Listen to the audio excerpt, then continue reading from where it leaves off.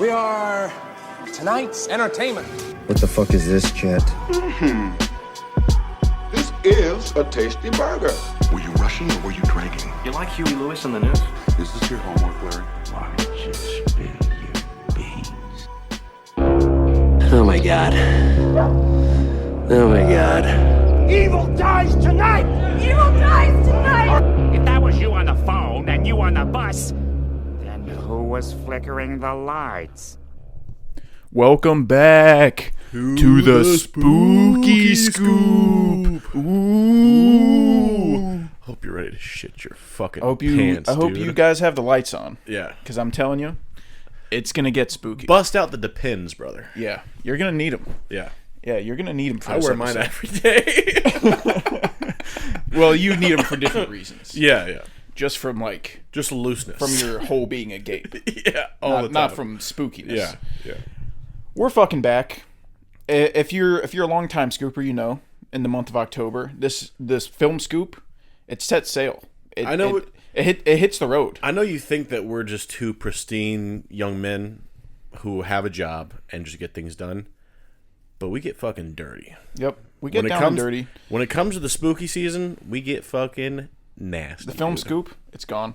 Yeah, it's out of here. In the trash. It's on vacation. Yeah, fucking set sail for the ocean blue. Yeah. What's here now is the spooky scoop. You're not going to sleep tonight. And you know what that means is that we scoop things that are spooky. And you know what we're not doing this episode? Scooping any spooky things. Yeah, so we have we hit it with the old bait and switch on. Yeah, we have first of all, before we get into that, if you guys, if you were listening, you heard a little original spooky scoop intro. Dude, I played Carl a little taste, and he was quite fond of it. It's the best thing I've ever heard in my life. The best thing ever. Oh my god. Oh my god. Oh my god. But yeah, we do have quite inconvenient timing because this is October 1st when we're recording this, October 2nd when it'll be up, and that's spooky time. That's spooky scoop territory. But on paper, we look like amateurs, right? But but you need you need the context first, because there's no way we're idiots. Yeah. But we just have some unfortunate timing with two big releases that we have to talk about. That the streets are clamoring for. Everyone's been all up. Oh, where's the scoop? Where's the scoop? We gotta. This is what we have to do. Dude, our fucking asses are packed right now. I mean, I can't even check my phone. I have so many messages just nonstop, just text after text. Where's the scoop? Are you going to talk about Joker 2? Are you going to talk about Megalopolis? Just nonstop. Dude, I mean, I'm just a man. I can't even imagine being you, dude. My Motorola Razr just keeps me protected. Yeah. I don't get any of that. Yeah. Completely joking, by the way. No one listens no to one this. cares if we stop doing this. Just in case that joke didn't come off correctly, that was satire. Yeah. But yeah, we're back, and it's time to get into the fucking news. Let's see what we got here. So, first up, this news just dropped. Fresh off the presses. Hit me. James Gunn and Matt Reeves have announced a new project. Together? Ooh. They are making a animated Robins movie. Ooh. This is not part of either universe. Yeah. This is just an animated movie for DC Studios. And it follows Dick Grayson and Jason Todd as orphan thieves who call themselves the Dynamic Duo. It will use a cross between CGI animation, practical elements of stop motion, and live-action real-time performance. That's fucking... So they're only theatrical, using by the way. Those two Robins? That's what it says. And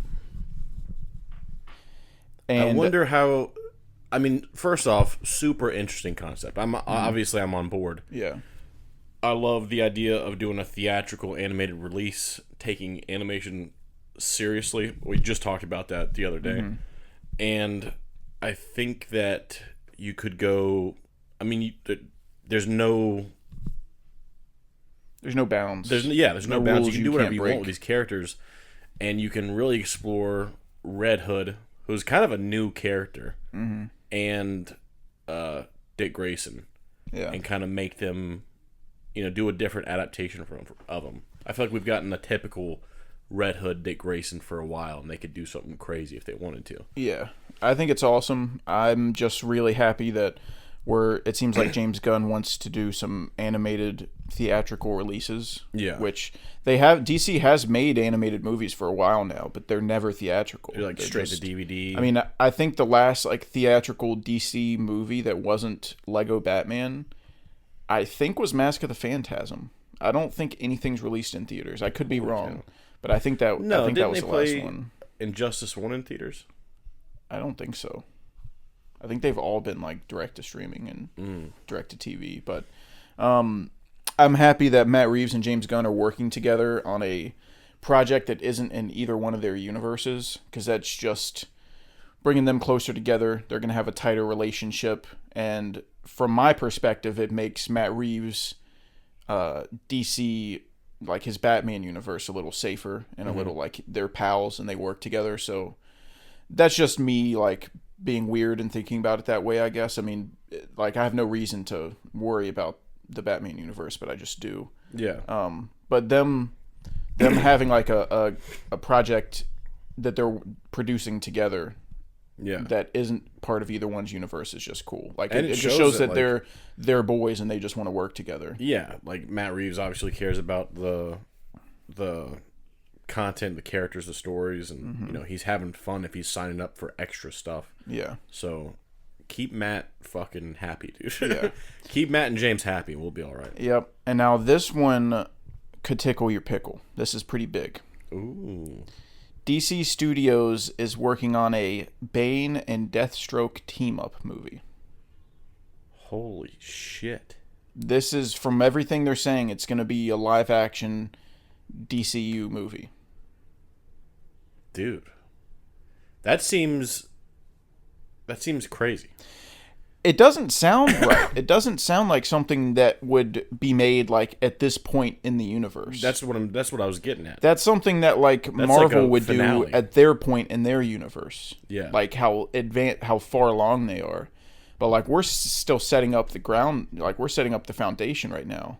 So it seems a little odd to do that, especially when there's no established Batman in the DCU yet. That's what I was going to ask. Probably won't be for a while. Are they going to be fighting against the what's the one that they're doing? The World's Finest, is that what they're doing? I mean, we don't know. Well, it does say that they're it's not confirmed that Bane and Deathstroke are the only two leads, and that they could be part of a team, or they could be part of an ensemble.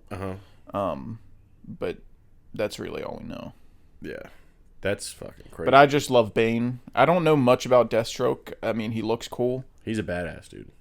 I just don't know a ton about him, but Bane is awesome, and I want more Bane. I want comic accurate Bane. Yeah. Because I love Tom Hardy's Bane, but it's very different from standard Bane. Tom Hardy was okay. I like the old Jeep Swenson, dude. Yep, you like the old Bane. Dude, you put a big muscle guy in a chastity belt. Yep.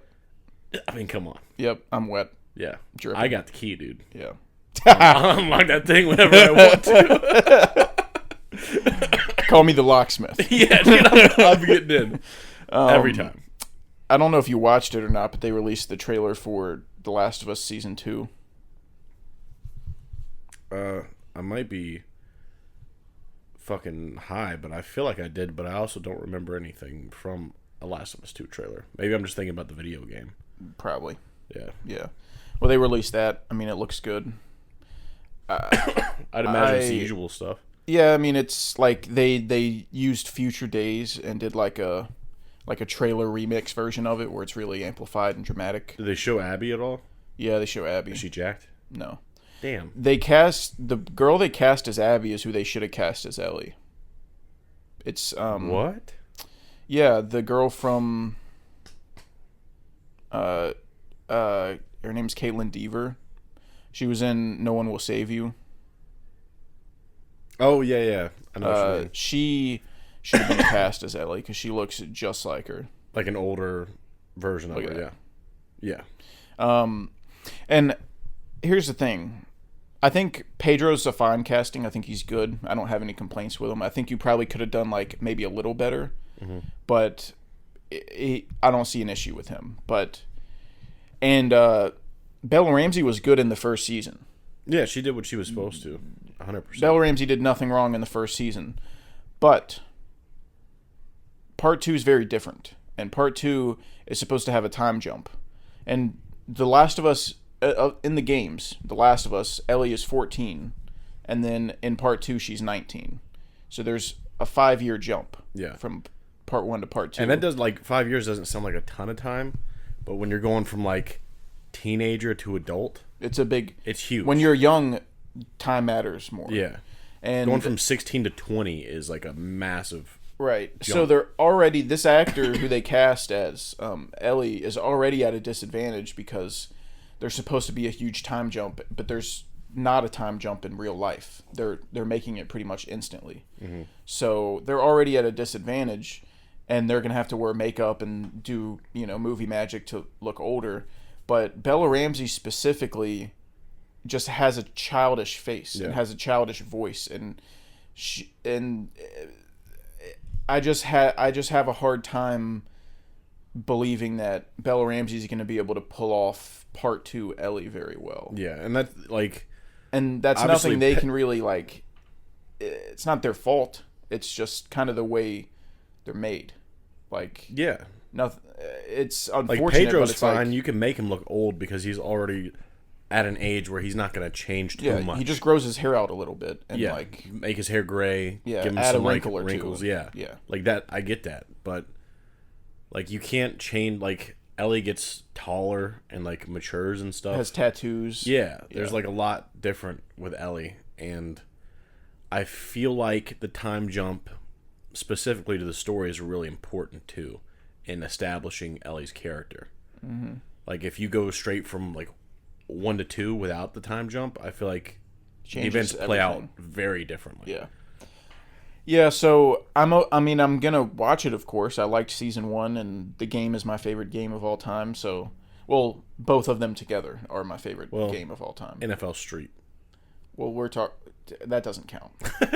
I mean, that's not fair. Yeah, if you're excluding NFL Street, then of course. Yeah.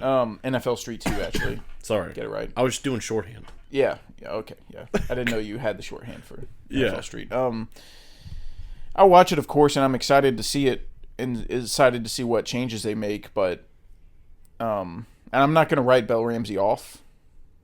I'm nervous about it. Yeah. I'm hesitant about that casting for part 2 because when you cast Ellie in season 1, you're making season 2, and you have to find someone capable of doing both. It's not like, I mean, not necessarily. You could just recast someone else to take her place. See, I disagree. I think that's awful. I think that's absolutely not an option. Why? That's that's so stupid. You have so many actors who are talented and can play younger people and older people, so just cast one, and then you don't have this weird recast. I mean, I don't think it's weird if the character's supposed to be older, especially with like how seamless it felt with House of the Dragon. Like that felt completely natural to do that. Well, that was a like 12-year-old and a 35-year-old. Yeah, like it's a bigger time jump, but going from, like I said, going from teenager to young adult is a big jump, especially with how different Ellie looks. I just don't think like that girl. I think that's such an unnecessary continuity error to create when you can just cast actors that can play both. I can't think of many actors that can play a 14-year-old and a 20-year-old. Kaylee Spaney. I don't know if I know who that is. The girl from Alien Romulus. And she played Priscilla last year, and she was I don't 14. think she's a viable 14-year-old. She was in Priscilla last year as a 14-year-old. Priscilla. And garnered Oscar buzz. I didn't see Priscilla.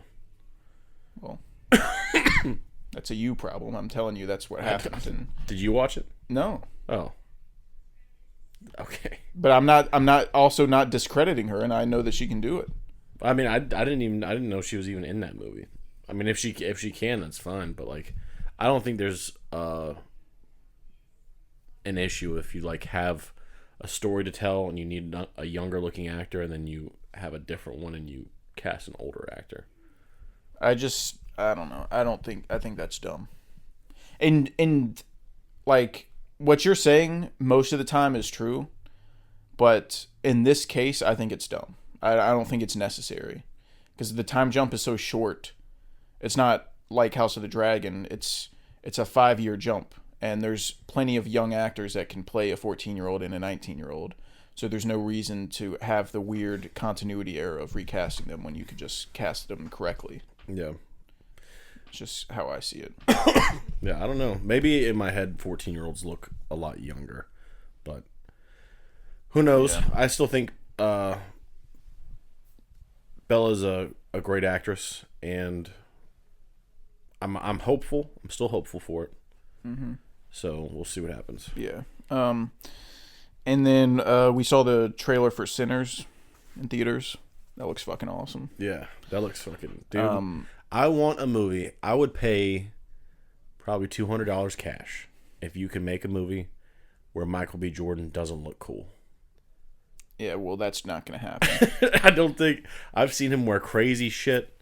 I've seen him do gnarly things, and he always makes it look cool. He did like a hotel commercial, like a Booking.com commercial or something, and he wore pants that like went all the way up to his pecs. Yeah. And I was like, that's the coolest pants I've ever seen. I mean, he's the hottest guy that's on the cool planet. Pants. The synopsis for Sinners, like when I saw it a year ago when they said they were working on it, it just sounded like the coolest thing of all time. It said Ryan Coogler and Michael B. Jordan are working on a 1930s vampire movie where Michael B. Jordan plays twins. Oh my God. I was like, that's just, I mean, that's the best shit of all time. That's something I was going to say too, was like the era that they're putting them in, and like the that speakeasy that they're like in, and like the tone, it almost feels like Cajun almost, or in like the backwoods, like the swamp. It's probably in like Louisiana. Yeah, he's got the bar 10 that he's fucking unloading. Yeah. I'm like, dude, it looks fucking awesome. Yeah. I'm really excited for that. And I'm excited to see Michael B. Jordan expand a little bit acting. Yeah. Because he's great, but I've never really seen him do an accent. So this will be something different for him, and I think it'll be cool. Yeah. And I think he can do it. He's good. Yeah. Yeah, he'll pull it off. And then I've got my trivia. All horror trivia. All horror. I mean, it's Spooky Scoop, not fucking Pussy Scoop. Yeah, exactly. That's what I'm saying. Dude. Because we don't like women here. Yeah. All horror, and I feel like these are pretty easy. I had to start the Spooky Scoop off a little, little bunt, solid base hit. I tried to go hard on mine to just test. That's good. To test. I want you to. I always want it hard. Sick. Awesome.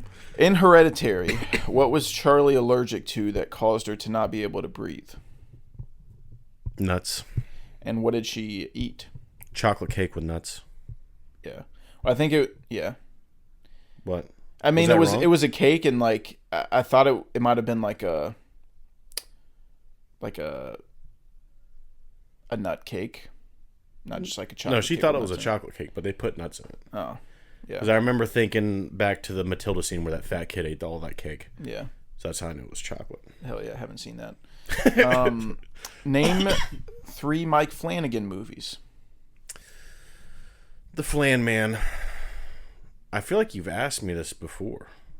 It's one of those questions. It's like, that's it? That's all I have to do? And then you start thinking about it, and you're like, wait a minute. Well, instantly my head goes to the Netflix stuff, dude. Like, yeah, he does a bunch of limited series. Yeah. I know Hush off the top of the gate here. Mm-hmm.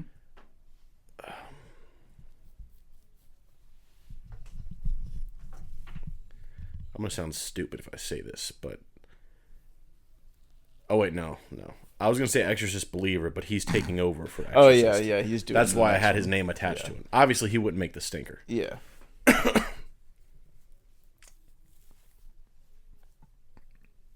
He didn't do the It movies. That was... That guy I don't like. You're not wrong. I don't remember his name. I know he did The Flash. Andy Muschietti. Muschietti, yeah. I don't think I have 2 more. I thought you'd get one and then the third one would be hard. There's like an obvious one that I'm missing. Kinda. I don't know. I don't think I know.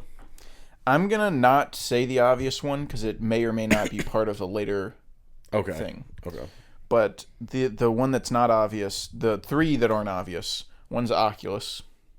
Oh, dude, I don't remember anything for that movie. I haven't seen it. I just know that he made it. Okay. Gerald's Game. Holy shit! I didn't know he made that. Yeah, I haven't seen it, but like I didn't know he made it. And then Ouija Origins of Evil. We don't need to talk about that one. Yeah. What did they use to make Michael Myers' mask in the original Halloween? A William Shatner mask that they spray painted. Damn fucking right they did. Yep. Made the eye holes a little bigger, spray painted it white. That's all you need. They went, this is spooky. Yeah. Yeah. Talk about low budget. They just got a mask of a popular guy. I wonder if it would have been scarier if they just left it as William Shatner. Like he's just wearing someone's face. That would be scarier. I guarantee crazy. What's your trivia? My trivia. Yep. All right. There's one. I wish I could take credit for coming up with this, but I actually knew the answer to this when I saw it, but I did steal the trivia question. In Rosemary's Baby, what plant did they put in her necklace? Oh, no shot. I know that. That's too small of a detail. Oh. I mean, that's a good question, but I've only seen it once. We talked about it. It's Tanis root, and I talked about how Tanis was like it's Satan. It's an anagram. Anagram. Yeah. That's what it is, yeah. All right. Guess the movie by the cast. This one I would never get in a Let's million go. years. I want to do this a little differently. Okay. Just go one at a time, and I'll see if I can guess it based on, like, per actor. Like, I'll make a guess per every time you say a new one. Okay. That's a cool idea. Yeah. You're just... Man, you're getting to me today, dude. King of the castle. King of the castle. All right. David Denman. David Denman.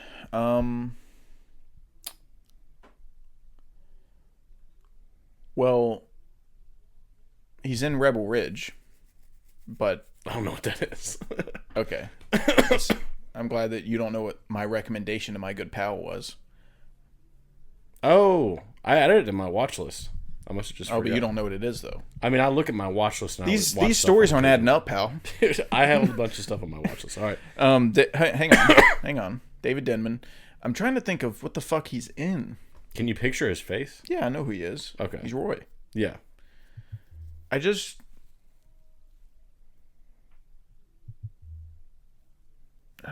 Okay, I don't. It's all horror. Oh yeah, this is It's all horror. That should narrow it down quick. I'll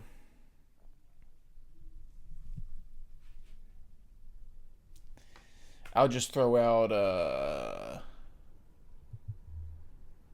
Pearl. I don't know. No. I had this set up with like the lesser named actors set up, but I'll give you the lead actor in this You don't movie. have to. Don't want me to? No. All You right. can save it. I'll give you another one. Okay. It's your boy, Matt Jones. Oh. Okay, you can do the third one. Okay. I don't know who that is. That's Badger, dude. Oh, Badger. Yeah. He's in a horror movie, apparently. I didn't know he was That's in it. what my Dude. good pal's telling me. I've seen this movie twice. Didn't know he was in it. Yeah, I don't have a guess. All right, for I'll that. give you the lead. Okay. Elizabeth Banks.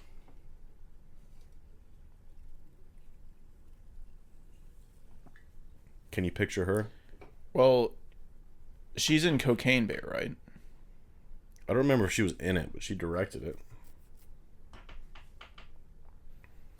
And I've seen this. Yeah, it was on your list.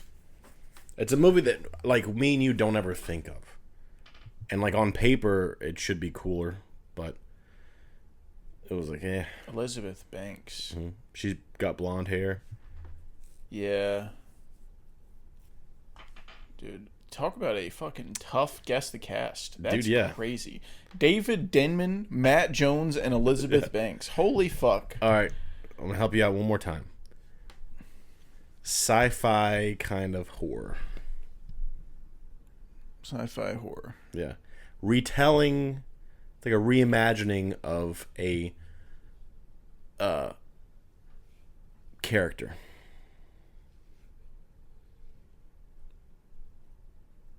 Reimagining. That makes me think like in The Invisible Man. But I don't think Elizabeth Banks is in that. No. That's the Invisible Man's like a remake. But this is like, I don't think they ever reference the character that they're reimagining. You just kind of like, that's how it's described. It's like this, but evil. Like Brightburn. That's it. Oh, it's Brightburn? Yeah. Oh. Okay. Nailed it. I was bringing up that as like an example of like reimagining a character. Oh, I thought you were guessing I wasn't even Brightburn. like fully guessing that. Oh, yeah. It was Brightburn. Oh, cool. Heck yeah. Nice. You're No wonder I didn't like. I haven't seen that movie in years. Yeah, dude. It's it was kind of like a throwaway thing, and I was like, I'm gonna try. I mean, I like hard questions, so that's you did good. Yeah. This next one is just a little something to make you mad. Okay. What year was The Birds released? Fuck you. I think The Birds was. First number that came to my head was 1963. That's crazy. You don't even like that movie. Why do you know that? I hate it. Why do you know? You gotta, Carl. You gotta keep your enemies close. All right. I have a notepad of all the movies I hate. You got a fucking... And I gotta know them inside and out. A death note with The Birds 1963. Yep. I wake up and do sit-ups every morning looking at that list. I'll fucking kill you. Wizard of Oz, 1939. Oh, God. That was good. I know what you did. All right, that's all for the trivia. Yep. All right, so on to Real Reveal. Shout out to the Trivia 10. Oh. I got one more that I thought about as I sat down in here. Okay. But I'm going to throw out a quote, and you tell me what movie it's from. All right. Well, if you're that hungry, why don't you just eat shit?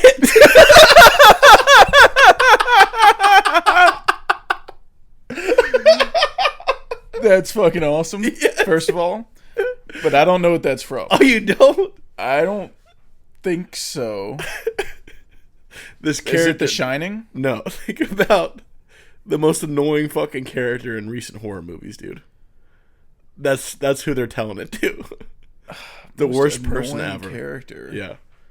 Is it one of the new Halloween movies? No, it's not. Oh. It's a kid. The Babadook? Yeah, that's what the mom tells him that. The mom just cusses him out. That's fucking awesome. All right. Real Reveal. I've got mine up. Okay. And go ahead and take a whiff. Let me go ahead and see what flavors we're working with. Because don't mind that. Yeah. That fire. The firefighters outside. All right. So I'm gonna go with everything's horror. So that's kind of like a cheat code to narrow it down. That's gonna help me a little bit. But the genres typically have more than one, so that could help. Like if it's horror something. Yeah, it could help. Also, with horror movies, I feel like not always going to be A-list actors and actresses. Yeah, it's rough. It's rough for that. So, most of the time, like, Brad Pitt's not doing a horror movie. Yeah, so. Yeah. I'm going to go release year and number of words, and hopefully I can put something together here. Okay. Release year is 2019. Okay. And number of words is 2. That's 16 points. 2019. I wish I knew movie years, dude. That would help out quite a bit. The first thing that came to my head was Get Out. Are you guessing Get Out? I feel like that's not 2019. I'm gonna lock it in. Get Out. Wrong. Fuck. Not Get Out. Get Out 16? 2016? Get Out's 2017. 17. I wasn't that far off. That wasn't like a crazy guess. Yeah. All right. 2 words. 20. You said 2019. Mm-hmm. That's what I said.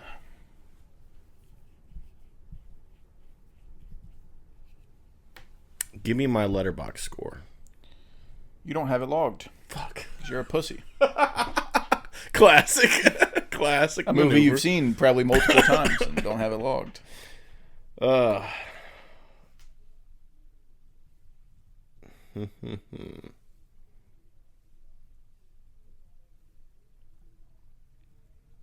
Halloween Kills? Why are you throwing out guesses? No. Fuck. Because there's no other category that I can really do. There's no other category you can do. Give me lead actor. So you lucked out on this one. This movie has 2 notable actors. Okay. Lead actor is Ewan McGregor. Doctor Sleep. Yep. That is the aforementioned Mike Flanagan movie that I didn't want to bring up. Oh, he did that? Yeah. I don't think I would have put that together. I didn't know that. Yeah. I kind of forget that Doctor Sleep exists. 37, 41, 51 points it cost you. 51 beans. Yep. Let me see what I can do for you. All right. Dude, Those are rookie numbers. You got to pump those numbers up. I was trying to come up with movies, and like the second I pull up the year, it would be like 2001. I was like, he's gonna know it. He's gonna know it. And I'm gonna say horror 2001. He's gonna be like Blade 2, whatever the fuck. Like a damn calculator. All right, go ahead. All right, give me release year. 2013. The Conjuring.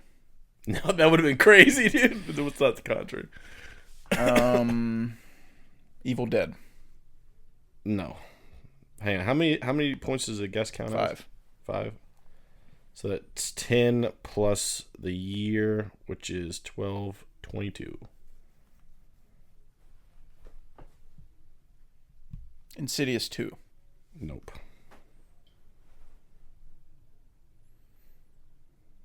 You're just going to guess every horror movie from that year? You don't even care if you Sinister's lose. You're just going to 2012. list every single movie that came out.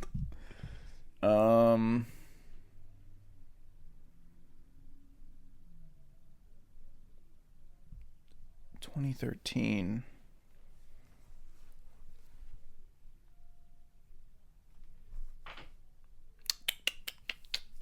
That's something. That is definitely something. Annabelle's 2014.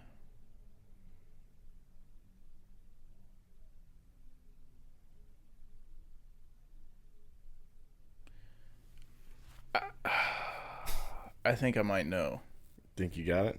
Is it Mama? It's not Mama. Fuck.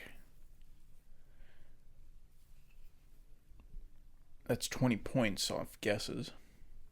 Not ideal. Yeah, you're at 32. Plenty of room to still fucking destroy me, but...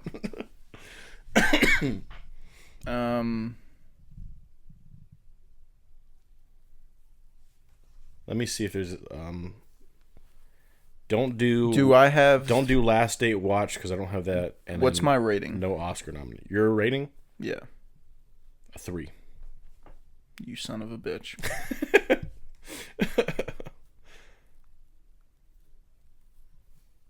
2013 horror 3-star.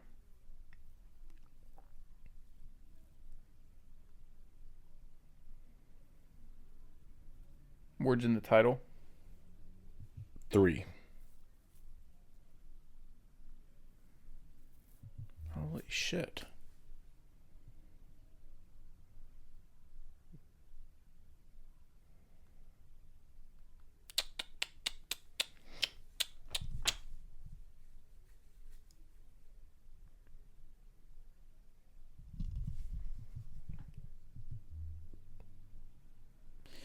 Okay, I need to get another guess.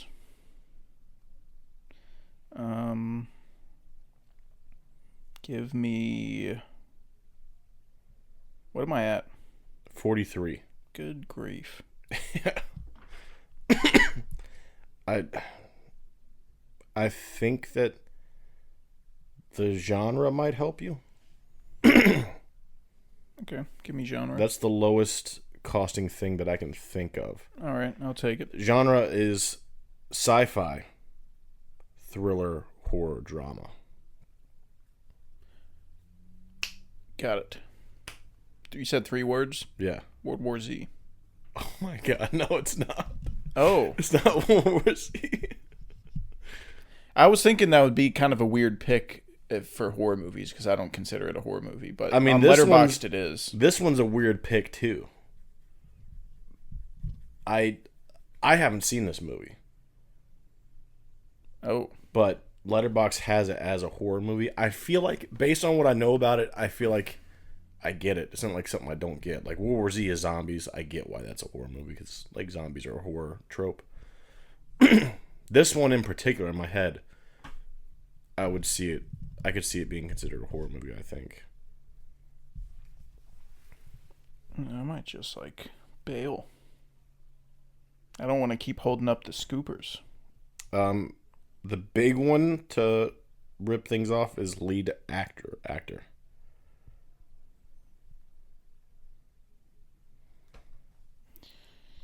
Okay, I guess I'll take lead actor.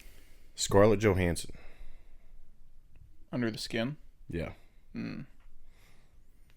That's pretty nuts. See, yeah, Is that... You watched that, is it? I just don't, think of that as a horror movie. I don't either. I thought it would be tricky. So why the fuck would you pick it for horror movies? Because it came up as horror, and I was trying to trick you. Yeah, we don't... You don't use Letterboxd to determine what genre something is. I do. No. Yeah. It does dumb shit. I was trying to trick you on purpose. Okay, but we agreed man to man that we were doing horror movies, and you said you don't think of it as a horror movie. I haven't seen it, but based on what I know about it, it seems like a horror movie. It's an alien stealing people's skin. That seems very horror to me. To some people it probably is, but just to me it's kind of not. I don't know. That's just me, I guess. Well, you might not like my second. On Letterboxd, Train to Busan's a horror movie, but to me that's action. So. Oh, that's a straight up horror movie to me, dude. If it's got zombies in it, it's a horror. I don't know. That's one of the staples of horror. That's one of the horror icons. You got zombies, werewolves, vampires, all that horror. Nah, it's a load of hooey. We'll pull out number 2. All right, let me look at the old menu again. First ever real reveal win. I know, that's crazy. I had to cheat, but no. Had to pick non-horror movie in the horror movie section. I had to fuck you in the ass for that. No, we won't count that one. No, we'll count it. Let's see here. Let me get number of words and release year.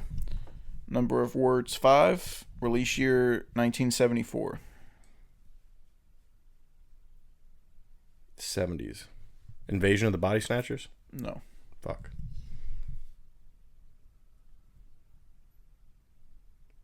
Five fucking words? You're at 24 points. 5 words. 70s. Running around. Doing crazy stuff. What the fuck? I'm definitely not gonna know any of the cast. Yep, definitely not.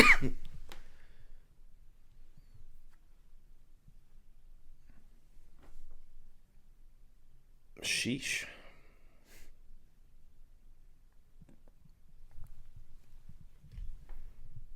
What fucking 70s horror movies do I know?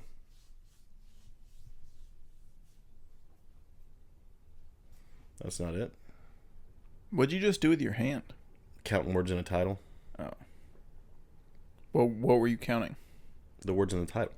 What title? What movie? The Texas Chainsaw Massacre. Is that it? Well, see, that would technically be 5 words. I see chainsaw as 1 word. It's 2 words. So it's the Texas Chainsaw Massacre. I'm not saying that's the movie. I'm saying that would be the 5 Texas words. Chainsaw Massacre. It's the movie.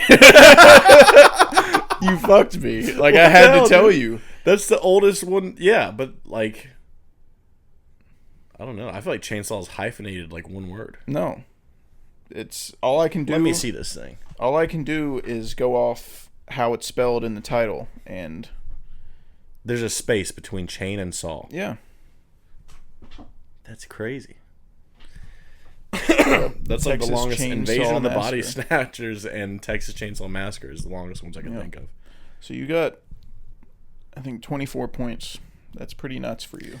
I'm putting up because you're kind of dumb. Scoreboard. So we'll see. We'll see what I can do. All right. Just to keep things kosher here, I would I would say this movie leans more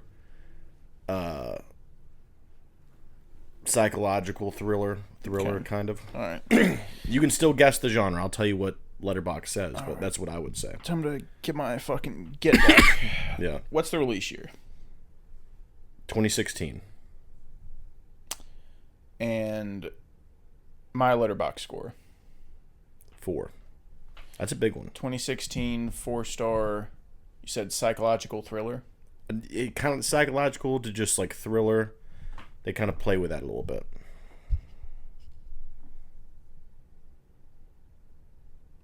Words in the title? 3. Ah, okay. That's a good...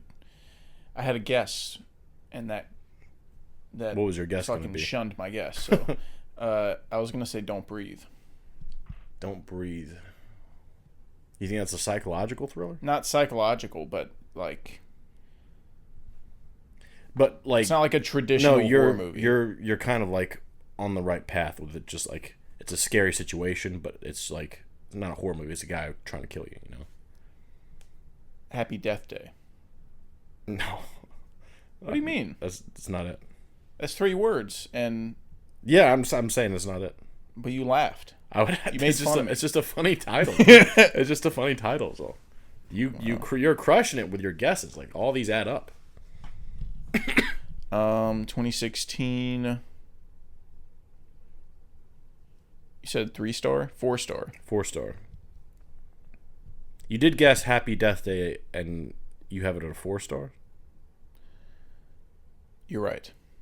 That was a mistake. Yeah. I'll do this too. The first word in the title isn't like letters. It's a number. I don't know. It's just not letters. Well, if it's not letters, it's a number. So it could be anything.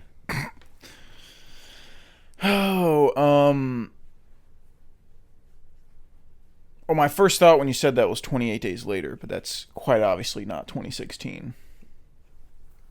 You don't know when it is. Yeah, I do. I actually do know when it was. 3 words, starts with a number.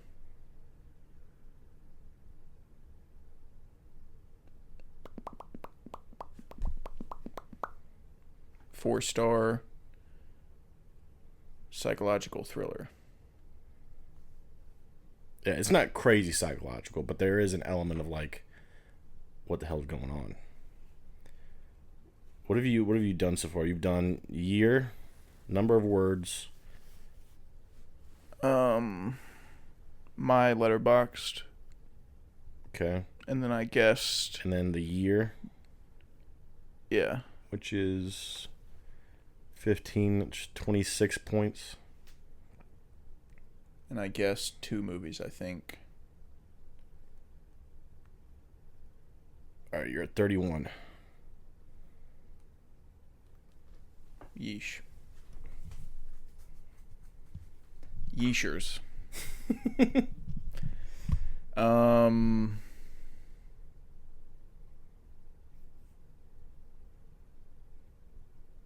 Okay, give me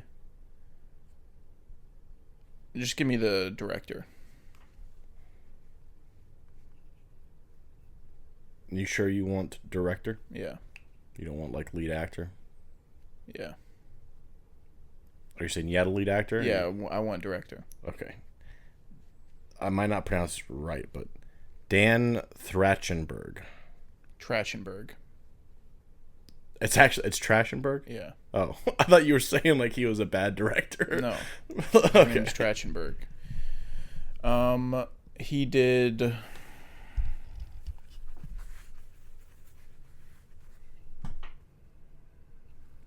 Fuck, I know what he did.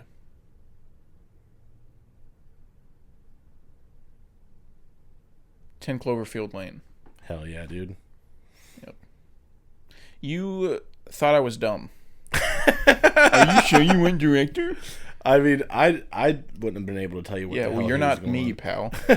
How about that? The second you say John Goodman, I'm go. All right, I got it. God, I had a rough go of it today. I was about to get up and start dancing as like another hint for you. Yeah, I wouldn't have done anything. I don't remember that movie very well. Oh, gotcha. Yeah. I gotta get my shit back next week. That was rough. Back to back. That was rough times. I'm inside you right now. You're gonna start guessing movie years wrong now. Yeah. I'm leaving here with your All right, confidence. let's calm down. Let's not get out of control here. Okay.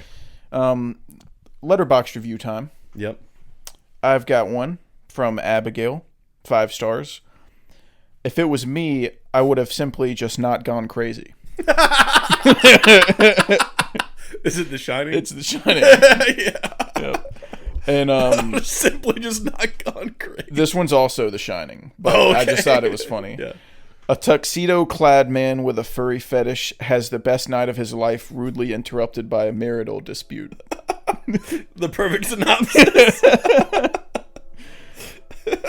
Should I go on with the rest of mine? Yeah, I'm gonna pull up something because now that you did the back-to-back Shining stuff, I'm gonna pull up a little like thread that I found that I think is really funny. Okay. For Letterboxd reviews. Go ahead and find it, because I don't want you to be got it. distracted during my reviews. I got it. Okay.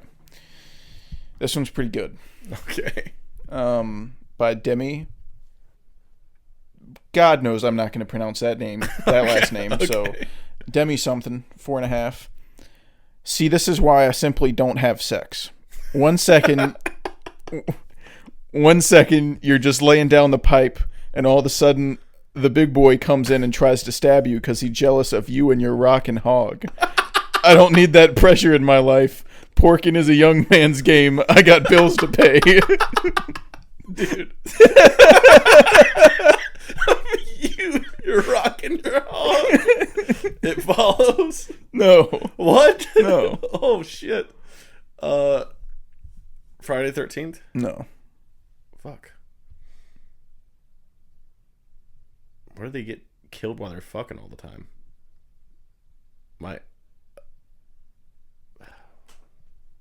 Is it Texas Chainsaw? Mm-mm. Halloween? Yeah. Okay. Halloween. Okay.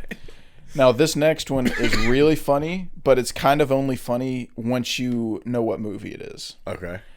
The review is by Laird, 4.5 stars. Tough crowd. Cash. No fucking way. There's no way you did that. Dude, that's the funniest fucking review. Crazy, dude.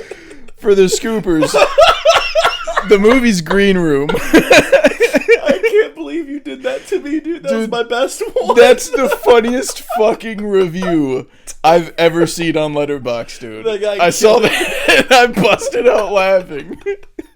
Oh, that is crazy. The second you said Laird, I was like, no fucking way. Oh, man. Holy shit. That's fucking awesome. Yeah. Okay. It's Green Room. What do you sure. got?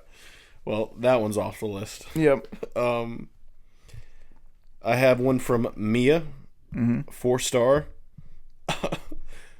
Something to lighten the mood. With like Martyrs. It's Martyrs. That was a very Laird-esque review. Yeah. Tough crowd. All right, this is from Kia, 3.5 star. I'd expect nothing less from a motherfucker named Herbert. You probably won't guess this one. I forgot the Yeah, I can't think of a movie with a guy named Herbert. It's Reanimator.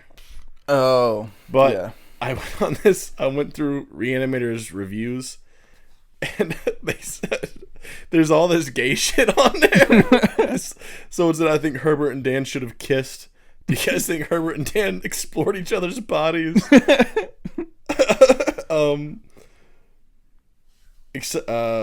Gay boy Herbert West. It's just a bunch of gay shit. I don't know why. Dude, I went through the reviews for Psycho, and all of them are about Norman Bates being hot. Oh, really? Yeah. That's how the Babadook is. I went to the Babadook, and they were like, my ideal man, tall, dark, Top handsome. hat. Where's the top hat? Is the Babadook. That's and then good. everyone was like, with those nails, he's definitely gay. All right. Now all that rubbish is over. Yeah. Now it's time to get into the old watch list. I do have something that I've been involved in that actually is horror related. Okay. Go ahead. I'll go ahead and just touch base right here. Mm-hmm. I watched a internet horror series called Greylock. It's analog horror. Ooh. But like I watched that, and I watched the Oldest View, and it's just some cool shit, dude. The Oldest View is like very, very well done, and then Greylock, this analog horror, like almost Lovecraftian kind of feel to it. Like them doing the low budget effects makes it more creepy, but it also like is able to like they can get by with like using like this practical stuff and having things like not look that good. But it was really well done. What's And like the concept? the Oldest View, the concept of that is a guy finds a tunnel like in the middle of the woods that has like a concrete staircase that goes down like a crazy amount down. And the guy that made it, his name is Kane Pixels, and a lot of it is CGI, and I had no idea. I was like watching it, I was like, how the fuck did he do this? And then I found out it was CGI, and I was like, damn, this guy is fucking good. That's pretty nuts. And then Greylock is like found footage kind of. It's almost like you're going through a shady company's like database that discovers some kind of ancient shit in a mountain. Because Greylock's an actual mountain in Massachusetts, and they do like non-linear storytelling. Like you'll get like emergency broadcasts in one video, and then in another video it'll be like propaganda from the company, like getting hired on, like what you're expected to do and stuff, and it's like weird stuff. And then like tests, like Turing tests almost, that goes through, and it's like really creepy. Just cool shit. Are they scary? The Oldest View made me feel just kind of like uneasy. It's the guy that made that made The Backrooms, and it's a very like liminal space kind of horror. Like it's weird, but I wouldn't say it's super scary. Greylock has some scares that I think were pretty effective. Greylock I think is scarier. Now, are you watching these during the day? I watch these at night in bed by myself. Because I thought I saw one on YouTube, like paused in the living room in the middle of the day. Well, I have been watching my podcast of guys who talk about scary stuff, but I haven't watched it like in the living room. Oh, okay. Yeah. Gotcha. Is that it? Yeah, that was it. All right. Well, that sounds cool. Heck yeah. I'm interested in like YouTube series. Yeah. And stuff like They that. typically do like creepypasta stories that they talk about. But they do have episodes on. They have an episode on Greylock, and then one of the guys has an episode on The Oldest View, and he kind of digs deep into like the lore behind it because he knows the guy. Like he's talked to the guy that made it. But I was like, if it's a video, I want to watch it before I watch them talk about it. Yeah. So I watched Greylock, Hell yeah. and it was sick. Cool. First up on my watch list is Rebel Ridge. Heck yeah. This is a Netflix movie, so most people have probably seen it because you don't have to leave your home to see it. And it's Jeremy Saulnier, so I'm in instantly. And it features mid-sized sedan. Yep. I do remember this movie now. Yeah. It can kind of look like a standard Netflix movie if you just watch the trailer, but like I said, it's Jeremy Saulnier, so there's more to it than that. And basically, the movie explores I can't remember like the legal term for it, but property forfeiture. Like when cops will take people's stuff and say it's like they'll seize stuff. Yeah, they'll seize people's things and be like, oh well, it's evidence. It's evidence, or it's part of an investigation, or it's suspected drug money. Yeah, they can just say that. Like they can just say it's suspected drug money. If you have like a history of something, you've been charged with possession or something, they'll just be like, oh, it's drug money. I think there's like an amount. If you have a certain amount of like cash on you, they can consider that legally they can say that's suspicious, and then they can search you. Right. So the concept is Mid-Sized Sedan is his cousin's in prison, and there's some interesting details about his cousin, but I will leave that out because I don't think it's in the trailer. But basically, he has a bunch of money that he's going to he's going to bail out his cousin out of jail and then like dip and buy a boat and just like leave. And he's riding his bike and he has earbuds in, and there's a cop trying to like pull him over, but he can't hear him because he has earbuds in. So he keeps riding his bike. And then so the cop like wrecks into him and knocks him off his bike. And then he does he cooperates perfectly. Like he's, yes, sir, he does everything perfectly. And they steal his money. They steal 36 grand. Holy shit. He has 36 grand because he says he just withdrew his, basically sold his stakes of a restaurant that he had part ownership in, and like withdrew it, and now he's using it to bail out his cousin. And they were like, yeah, well, we think it's drug money, so we're taking it.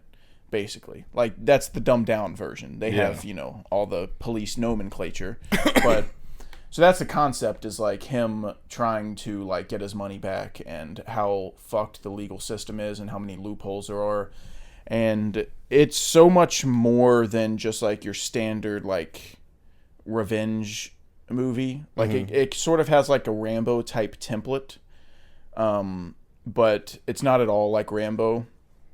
And I don't know exactly like what to say because I don't want to give everything away, but the Mid-Sized Sedan, his name's Terry Richmond, and he basically like doesn't kill people. Like he has to go about trying to get his money back and like getting justice with he's Batman. Yeah, basically. Like he doesn't want to kill anyone. Yeah. And that creates a really interesting dynamic, and he's just super highly intelligent, and the dialogue in this movie is so fucking good. I mean, if you've seen like Blue Ruin or Green Room, like the type of dialogue that Jeremy Saulnier writes, and it's fucking awesome. And it just like it's super intense, it's super well written. The actions, when there's action, it's really good. Aaron Pierre is fucking amazing, and I want him to be the new Jon Stewart, and he's in the final stages. Like they're about to cast Jon Stewart, and he's one of the final 2 candidates, and I really hope it's him because he's fucking awesome. And everyone check it out. I could kind of like gush about Rebel Ridge. Maybe if you watch it, we'll talk, and we can do a spoiler section. We'll talk about it, but since you haven't seen it, I don't want to say too much, but it's fucking awesome. I gave it 4. Holy shit. And it's really easy to like kind of discredit some Netflix movies because it's like, oh, it's a Netflix movie, so you kind of go in with like a certain level of expectations. Well, that probably worked to their advantage. It can. That can happen too. But like Netflix movie used to be a really condescending term, and it still can be, but there's movies that are made for Netflix. Like Netflix makes a movie with The Rock and Ryan Reynolds, and then it's a Netflix movie. And then sometimes Netflix just buys movies that are already made. Yeah. So there are 2 different things, and usually you can tell. yeah. And there's also Netflix movies that are made by David Fincher, and it's like obviously that doesn't Like, that's a David Fincher movie. Yeah. This is a Jeremy Saulnier movie. It just happens to go to Netflix. But definitely everybody check it out. And my next up, quite controversial one, is Hot Fuzz. This one I was pretty disappointed in. I got kind of toasted in the Discord for this, but I gave it a 2. That's crazy. I was not a fan of Hot Fuzz at all. That British comedy, I guess, just does not work for me. Like, at all. There was maybe 3 moments in the whole movie I thought was funny. And just to clarify, I liked the notepad joke. Yeah, that was He was good. like, you should use your notepad more. And he was like, oh, I do. And then he adds like a little cartoon. That was funny. You were there for a little bit of it. What did I think was funny? The fence, him run through the fence. Yeah, him running into the fence is a little funny. The notepad, and I thought you laughed. Oh, the joke when they're at the theater and they're like, yeah, we couldn't use your tickets anyway, so fucking buzz off or whatever he said. Yeah. I can't remember. Jog off. Yeah, jog on. Yeah, that's what it was. Yeah, that was funny. But And then like, he goes, drive safe. And he goes, oh my God. That's the guy we just pulled over. And he goes, yeah, I know. yeah, it's just not very funny to me. I don't really like the story. And people, like I saw one guy said it has some of the best editing of all time. I disagree. I think that there's moments where the editing's really creative and cool, and he'll do match cuts that are awesome. Mm-hmm. But it's also extremely nauseating how quick the edits are, like through the whole runtime. Yeah. Like Baby Driver's a great example of incredible editing by Edgar Wright. Like very precise editing that was planned out from the start before they even filmed. He said, I'm going to cut it here, and I'm going to sync it to this part of the song. Like, it's phenomenally edited. But Hot Fuzz is the same way, but in a much more hectic and annoying way. Yeah, it does feel in your face. Yeah. All the cuts and stuff. That's actually one of the gripes I remember having about Hot Fuzz is like how much things like shifted. And I get that it gets to a point where it's like kind of a joke, but it's still like I just would rather not have that happen. Yeah.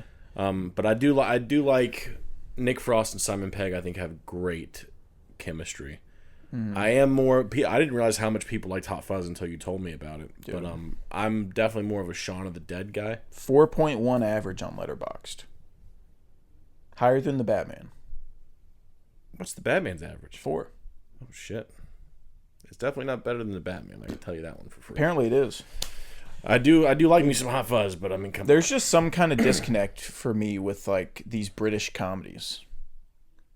Like I don't like Shaun of the Dead very much. People think that's a classic. I don't like Hot Fuzz very much. People say that's a classic. I just like. Yeah, I think it's just the comedy style. I'm not trying to be a hate. Like I put on Hot Fuzz fully thinking I would love it. Yeah. Like that's all I've heard is how great it is. And I expected to like it, and I just didn't. I just didn't think it was. When a comedy isn't funny, it's raps. Yeah, like it's game over. No, that's got to be what it is, because British comedy is very different than like what we're used to. Yeah, I think it works. Because you know what's crazy is, I think, the movie where Simon Pegg and Nick Frost are the funniest is Paul. I was gonna say your favorite because it's an American Paul. movie and it has American humor, and I think it's funny. Yeah. So that kind of speaks volumes. Yeah. But yeah, I don't really like Hot Fuzz, and I'm coming to the sad realization that I might not like Edgar Wright very much. Because that sounds crazy, because in my head I'm like, I love Edgar Wright. Yeah. He's the man. Who wouldn't like Edgar Wright? But then I look at his filmography, don't like Shaun of the Dead, don't like Hot Fuzz, don't really like Last Night in Soho. It's okay. Yeah. And I love Baby Driver. So out of I don't like Scott Pilgrim. So 5 movies I've seen from him, I like 1. Yeah. You can't tell me I like that director when that's like the ratio I'm working with here. I'm still really excited to see what he does moving forward, and he's working on a Running Man movie with Glenn Powell, and that sounds fucking awesome. Yeah. But like it's sad because I really want to like him, and I like him as a person a lot. He's a really cool guy, but Baby Driver's like the only movie I would say I like from him. Yeah, I would say just, I don't know, maybe open your eyes. I'm messing with you. No, I get Don't you people, like almost the same exact way, except not with Hot Fuzz? No, I have Shaun of the Dead like a 4 or 4.5 or something. Oh. I have Shaun of the Dead really high. I watched it as a kid, which I think probably feeds into my love for Shaun of the Dead, but I fucking love Shaun of the Dead. I love Hot Fuzz. I think I have Hot Fuzz like a 3.5, maybe a 4. I don't know. And then I haven't seen World's End yet. I don't think I have Paul rated. Dude, I watched the trailer to World's End, and I like it is one of the most uninteresting trailers I've ever seen in my life. Agreed. Like, trailers are supposed to sell you on a movie and be like, oh yeah, that looks awesome, we should watch that. I saw the trailer to World's End and I was like, that's the plot of the movie? Yeah. They go to bars? Yeah. What? I'm sure like more shit transpires. Sure, but I don't know, that's crazy. Yeah. I started it, but I didn't finish it. I do know they dig a lot into like their characters that they're playing. And a little bit that I watched. That's probably a movie that, like, if you love Shaun of the Dead and Hot Fuzz, it's like a small little like character finale, like character piece. Yeah. Finale. I wanted to go back and watch all three, and then I was like, I'll just do World's End since that's the only one I haven't seen, and then I didn't get through it. Yeah. But I do really like Shaun of the Dead, an alarming amount. I could watch. I remember like thinking Shaun of the Dead was all right, just not thinking it was like as great as everyone else. And I love. But I can say without a doubt I like it more than Hot Fuzz. Yeah, I agree with that. Yeah. And then I watched Bad Times at the El Royale. Hell yeah, I saw Chris Hemsworth's sexy body dancing around. Dude. The first like half of this, I thought I was going to love it. I really enjoyed the first half like a ton. I thought the concept was super interesting with all these like unique characters staying in this hotel, and it has this weird retro aesthetic. It has like this 50s like neon lights. The set, the set that they built is crazy, is amazing, and John Hamm's doing a funny accent. Yeah. That's awesome. Jeff Bridges playing a pastor, dude. I remember I watched El Royale a while ago, like a long time ago, and I remember thinking like it was okay. Kind of forgot about it, but sitting down and watching, like catching the tail end of it with you, Jeff Bridges fucking crushed. Yeah, dude. Jeff Bridges is awesome. He fucking milked that shit. Yeah, and I don't know if I believed any part of Chris Hemsworth's accent, dude. Yeah, so I liked the first half a lot. I thought that the general concept was really interesting. All these weird people staying in this hotel, and then the events that unfold are really interesting and keep you like interested. But the second half, it sort of loses itself to me, and it becomes a lot less interesting. And basically, the moment Chris Hemsworth shows up, it becomes very uninteresting to me, which I thought would be the opposite. Yeah, he's got like a big entrance. He's on the poster. He's the main character on the poster. He's Chris Hemsworth. I thought he would be the part that makes the movie the best, but I did not find his character interesting at all. And the second he showed up, the movie got significantly worse. And like you were saying, his accent isn't great. Yeah, he's trying to do like an American accent. He's trying to do a Southern accent. Yeah, Southern. 'Cause I think he can do like a semi-believable American. Yeah. But the Southern drawl that he's trying to do. Yeah, it doesn't work very well. Yeah. But it's like all the tension and all the movement that we had with the story that was interesting all stops when Chris Hemsworth shows up, and it was a huge disappointment. And I also thought the ending like wasn't great and just kind of didn't go anywhere, but it had all the pieces to be something amazing. And I like Drew Goddard as a director, maybe not as much as a writer. Well, no, I like him as a writer because he's written a lot of stuff that he didn't direct. But he's making the new Matrix movies, and I'm excited visually for those because I think visually the El Royale is awesome. Yeah. So hopefully he writes a good script. But we'll see. I gave El Royale a 3, so I still enjoyed it, but the second half. No, I remember feeling off. the same way. Yeah. Like they established these characters and then like I was into it. I remember like once I sat down with you, the singing sequence. I remember thinking that was cool, and then like I was like, that was all? Yeah. That's what came of that? Yeah. I do have a crazy thing to tell you though, now that you talked about stuff that Drew Goddard wrote. 10 Cloverfield Lane, my real review. One of the writers listed on Letterboxd, Damien Chazelle? Yeah. Oh. That was crazy Wow. to me. I don't know. I didn't know that. Like, I don't think he probably didn't do a ton, but I was like, I was like, no fucking way. He probably like added an apostrophe somewhere in the script, and then they're like, "Yep, director of La La Land worked on our script." You used the wrong there. Yeah, Fix that for you. There you go. And then they're like, put him on. Yeah. Put him on right now. And then next up is a recommendation from Will, which was fucking awesome. Ooh, what do you got? Witness for the Prosecution. Holy shit. Billy do I Wilder. need to add this to my list? You sure fucking do. Billy Wilder. I'm going in right now. You tell me about it. It's so fucking good. It's basically a courtroom drama. It's this guy that's being pinned for murder, and they hire this lawyer, this big fat guy, and Hell yeah. Is he Southern? No, they talk with those like transatlantic accents. Oh, I thought it was. Well, you listen to me, see? Foghorn Leghorn. No, going up there. No, but I won't say much about the story. It's a courtroom drama. It's a murder case. I'm already ready. 12 Angry Men adjacent, like that kind of movie.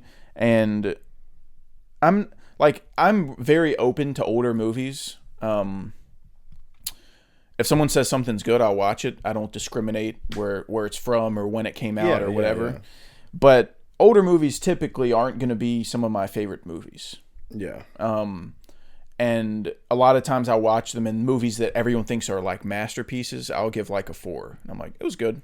Or I'll give it a 3.5. Mm-hmm. This was fucking awesome. And I would recommend this to like anybody.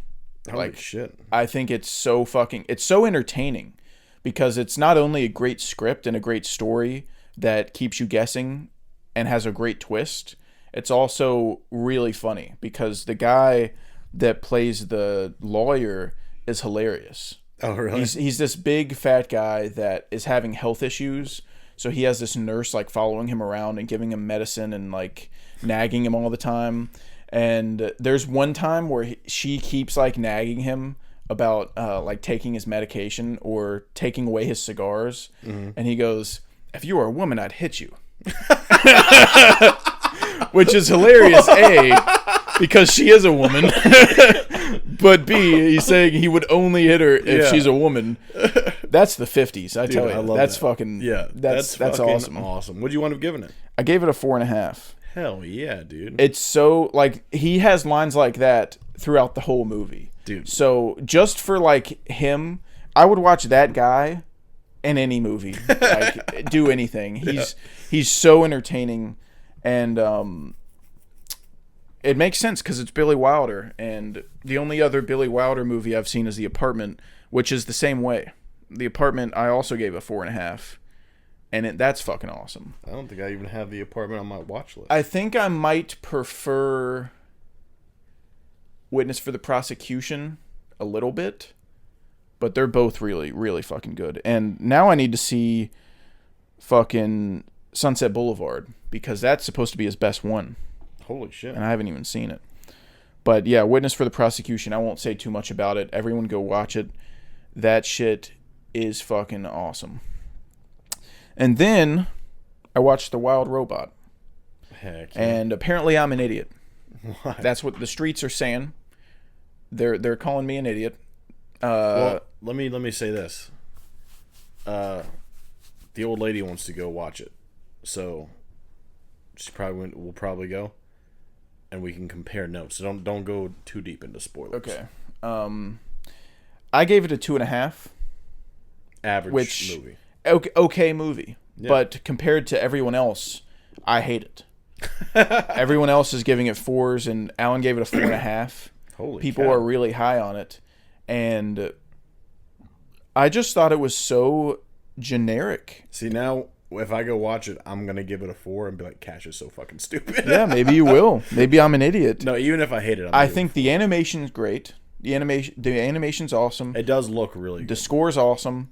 And the directing is good. There's sequences where they'll do like a one take like action sequence where the camera will like move throughout a sequence, and like there's some cool things like that. But the story I just thought was so like derivative of other things I've seen before. Which I guess if you're gonna watch it, I won't like fully compare like what's like this and this and this. Yeah. But everyone kind of has the same, from even the positive reviews I've read, everyone's saying it's pretty standard and generic animated movie stuff, but it's just done well. So that's their, like, they agree with me that it's derivative. They just think it's, like, it's okay to be derivative if you do it well.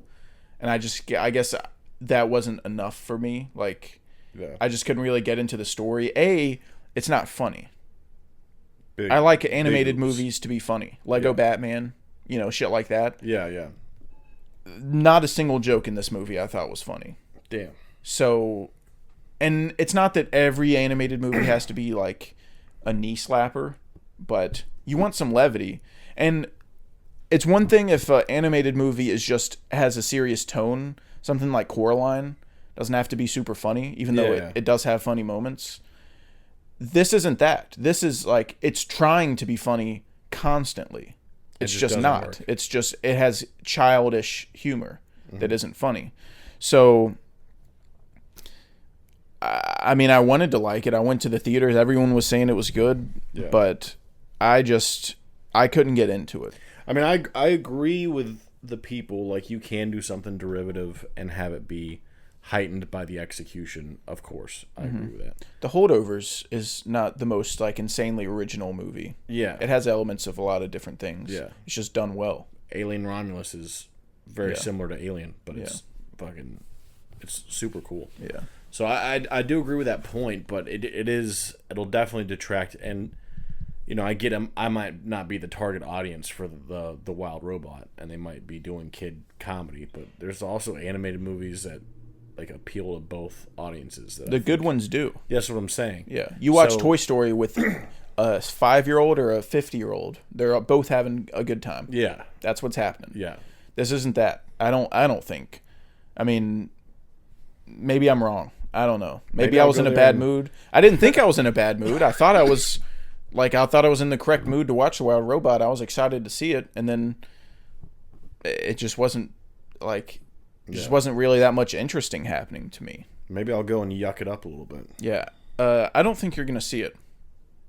Yeah, probably not. Like, I think probably not. You like she said she wants to see it. I think when it's all said and done, this movie will not be seen by you. I asked her if she wanted to go to the Golden Ticket again because I liked it there. I know I got to pay for it, but like, that'd be pretty odd to go there when you have like the ability to have free tickets. It's my kid theater. Yeah. My childhood theater. I guess, yeah. Don't tell me how to live my life. And then I'll get into my last review that isn't a dual review for the both of us. Okay. My last one is Transformers 1. I went and checked this out. I will say the first half, I wasn't like the biggest fan of it. The comedy wasn't great. It was like we saw the trailer, and then he was like, I was thinking my name would be Badassatron, but it's pronounced Badassatron. Like, that shit's just not funny to anyone over the age of 10. Yeah, like there was a lot. That's what worried me about Transformers 1 was, and unfortunately I didn't have enough time to see it, but like you got, I think Keegan-Michael Key is in it, and he does I have knife hands, and then like I'm just like, stop it, because Keegan is funny. But he's funny. He'll do kid comedy and like, hook 'em, boys. He'll do kid comedy, and it doesn't like. I'm sure it does appeal to kids, but it's not funny to me. Yeah. I was a little worried watching this because I was like, this isn't the best, kind of, like, for the first half. Mm-hmm. I also am not very familiar with Transformers lore, so they could have been, like, referencing a lot of things that I just wasn't really picking up on. So maybe bigger Transformers fans, like, thought some of the world building was interesting, and I didn't really understand what they were hinting at. Mm-hmm. Because I didn't even fully, like, know what this movie was. Like, I think a lot of people who are big Transformers fans, the second they see the title or, like, the trailer, they know what this whole movie's going to be. I wasn't really thinking about it like that. I was just like, oh, animated Transformers movie. Like, I don't think I understand what's, like, being on Cybertron and stuff and, like, the origins. Well, I don't know if I want to say what I mean. Okay. But, like, where the story goes, like, where it starts and where it ends. I didn't really know what it was going to be, but the third act saved its ass. Really? Without a good third act, this probably would have been like a 2, Ooh, 2.5 maybe. And then the third act came in, and I gave it a 3.5. Holy shit, dude. The third act is fucking awesome. Oh my god. It is some hard cock shit. Like, my jaw dropped from one scene. I was like, are you fucking kidding me? Holy cow. I'd probably watch it again. If you want to see it, I'd probably see it again so I can see the third act again. I definitely want to watch it. Because like, all the horror movies that I want to try and grind out aren't, like, it's not showing or anything. So yeah. I'll be watching. Dude, it's a pretty shitty, like, October horror release year. Yeah. Normally there's some big movie, even if it's something that probably won't be good, it's something that's exciting, like a new Exorcist or a new Halloween. There's, like, nothing this year, really. Like, Smile 2, I don't even know if I'll see that. Yeah, I didn't like Smile. Yeah, Smile was... I liked Smile, but I don't know if I care about seeing a second one. Yeah, it is a good opportunity to, like, grind out some of the really cool horror movies I haven't seen yet, though. I feel like there's a ton out there, like...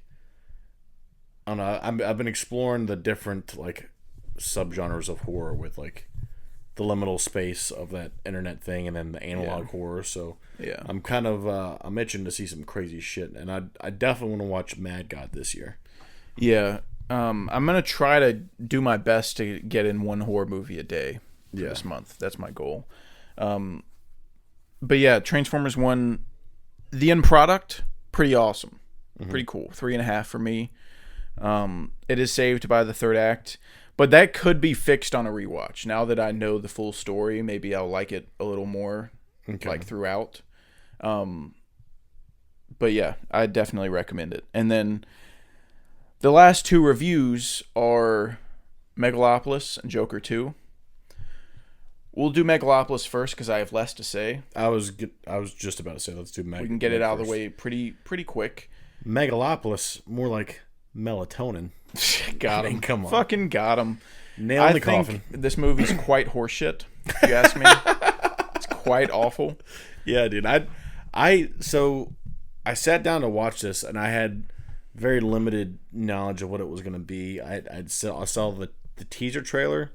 I don't even remember if I watched the full trailer, but I saw the teaser of him doing the time stop. Mm-hmm. I saw that, and then I showed it to you. The full trailer. Yeah. Like, it was like a teaser. Yeah, that's what I remember seeing as the teaser. I don't remember seeing the full trailer, but I saw the teaser. You described it to me, and went in there, and I was like, let's see what goes on. Mm-hmm. And I had no idea. Like, they kept on adding elements in of stuff, and I was like, oh, it seems like it's going to be this. And then it would change up, and I'd be like, oh, it's not that. It's more like this. Mm-hmm. And I've got no idea what the fuck the movie wanted to be. Yeah, so just for context, I already don't really like Francis Ford Coppola very much. I'm right there with you. Because he's held up as this legendary filmmaker, one of the best of all time. I like The Godfather, the first 2 Godfathers. I think one is a 4 and and one is a 4 and the other one is a 4.5.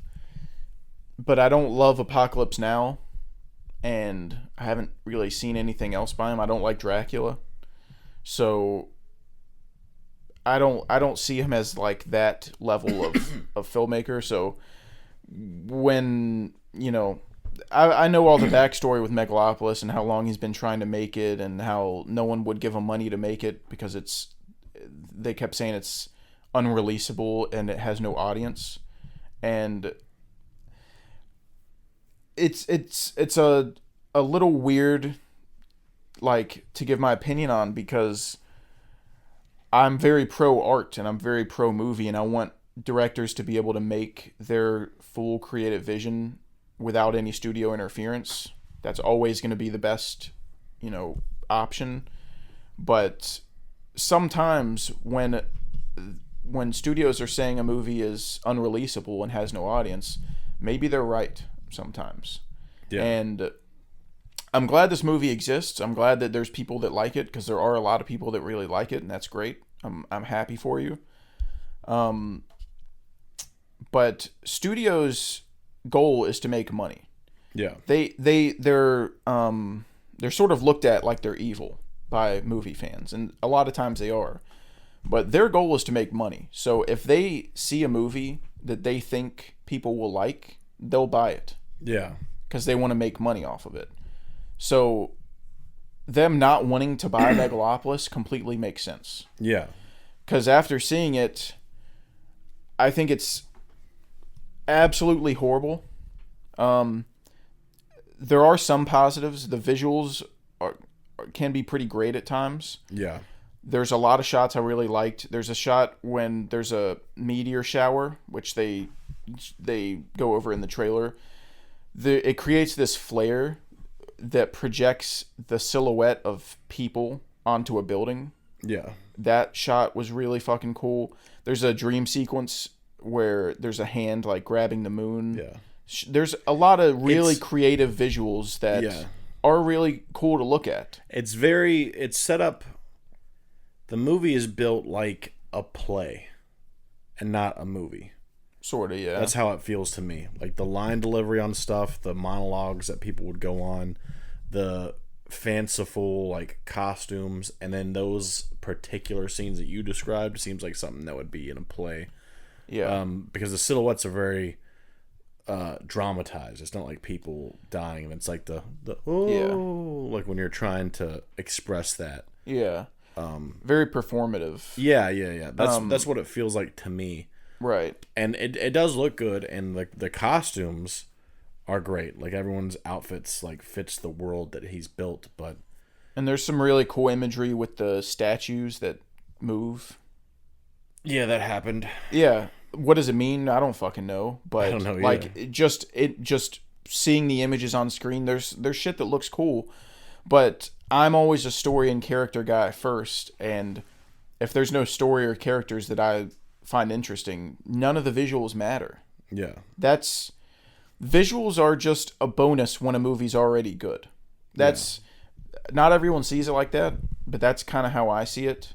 If you show me a piece of shit movie with bad characters, bad story, bad writing, but it's the most gorgeous movie of all time visually, that's still an awful movie that I never want to watch again. The visuals don't offer me anything.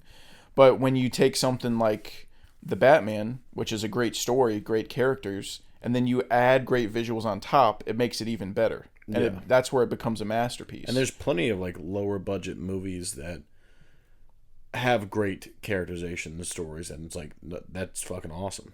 Mm-hmm. Like, I'd prefer to watch that over something like Megalopolis. Yeah. To me, a movie doesn't need great visuals, but it needs a great story and characters. Yeah. That's your drive to continue watching. Yeah. I'm not watching a movie because it looks cool on my eyes. And some people do. Yeah. I know some people who do, and that's fine. Like, if you can watch Megalopolis and love it just because of the images, that's great. Yeah. Like, then you probably will enjoy it because it looks good visually. That's just not... I can't watch movies like that. I watch movies to watch a story and characters. So I think that Megalopolis is like a big soup random thoughts and quotes and ideas that Francis Ford Coppola's had for 30 years that don't really connect at all. And the movie isn't really about any one specific thing. The synopsis of the movie was a guy tries to rebuild New York City after a natural disaster. That was like how it was pitched months ago before the trailer came out. I was like, that sounds pretty interesting. That's not what the movie's about at all. Yeah. There's so many different threads going on that none of them really feel like they're in the same movie. None of the performances feel like they're in the same movie. I mean, Adam Driver and Aubrey Plaza feel like they're in completely different movies. I was going to say the same thing. Shia LaBeouf, too. Shia LaBeouf and Aubrey Plaza feel like they're in the same movie. Yeah, they're like being normal. But then there's characters that are doing this very Shakespearean performance. Yeah. Like they're in a play. And Adam Driver does that. Lawrence Fishburne is like that. Like he's very he's like explaining things in very fanciful, like pretty language and stuff. And he does this this like inner monologue, this narration over like certain sequences. But there's so many elements to the movie that they introduce that don't lead anywhere and don't get explained. The time stop is one of them that's in the trailer. Like, what significance does that play in the story at all? The only thing I could think of is that the time stop represents his inspiration. It's the only thing I could think of that makes sense. But it's not even like represents, because it's not metaphorical. Like, he has powers in the world that they're setting up. Everyone knows him as like the guy who can stop time. It's not metaphorical. I don't think that they can, because that lady is the only person that says anything. And he's like, "You saw me," and she's like, "Yeah." And he's like, "Come with me." Like she was special for having been able to see him, because everyone else stops. So like, how would they know? I mean, I don't know how any of that shit works, but I'm saying it's not like movies will a lot of times have someone do something crazy, but it's, you know, that it's not real and that it's just visual.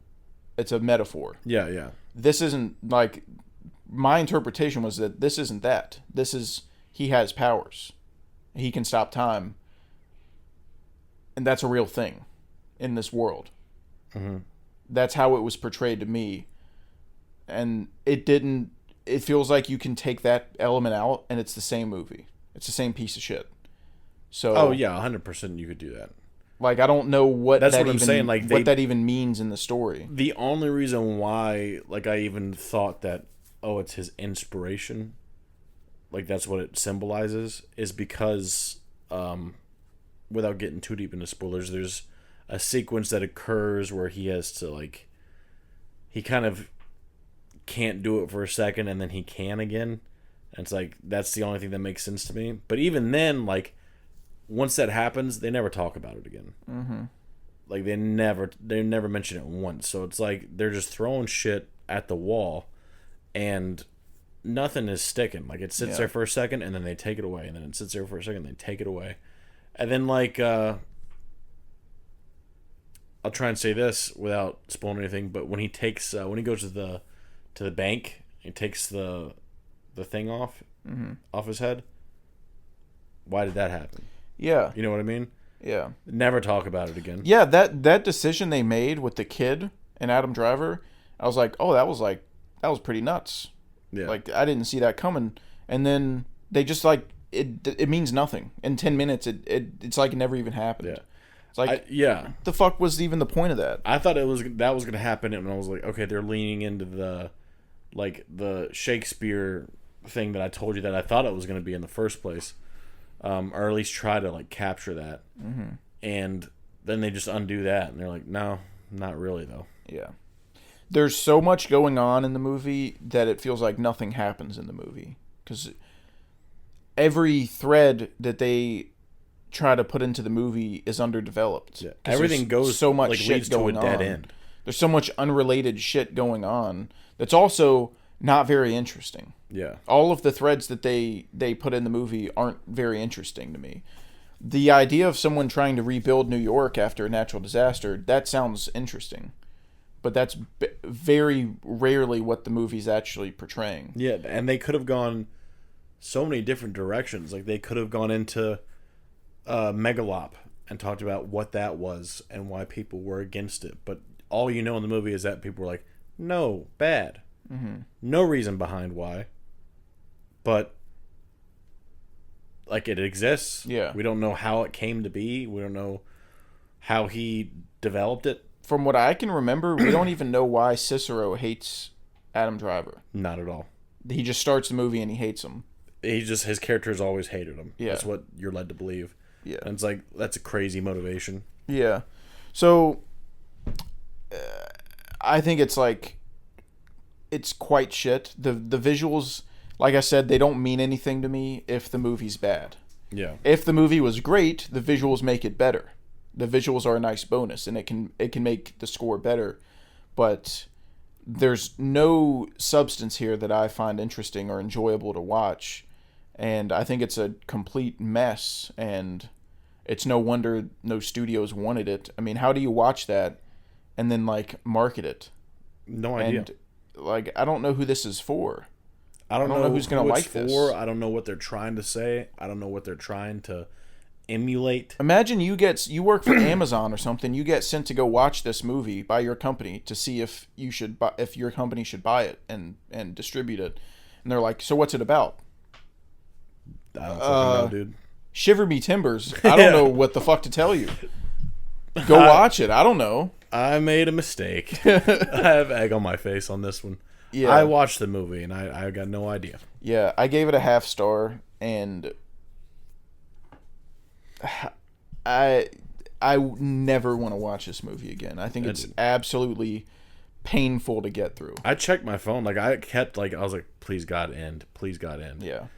And, like, they always did something to, like, fake me out. And I was like, Yeah. dude, I was so checked out, like...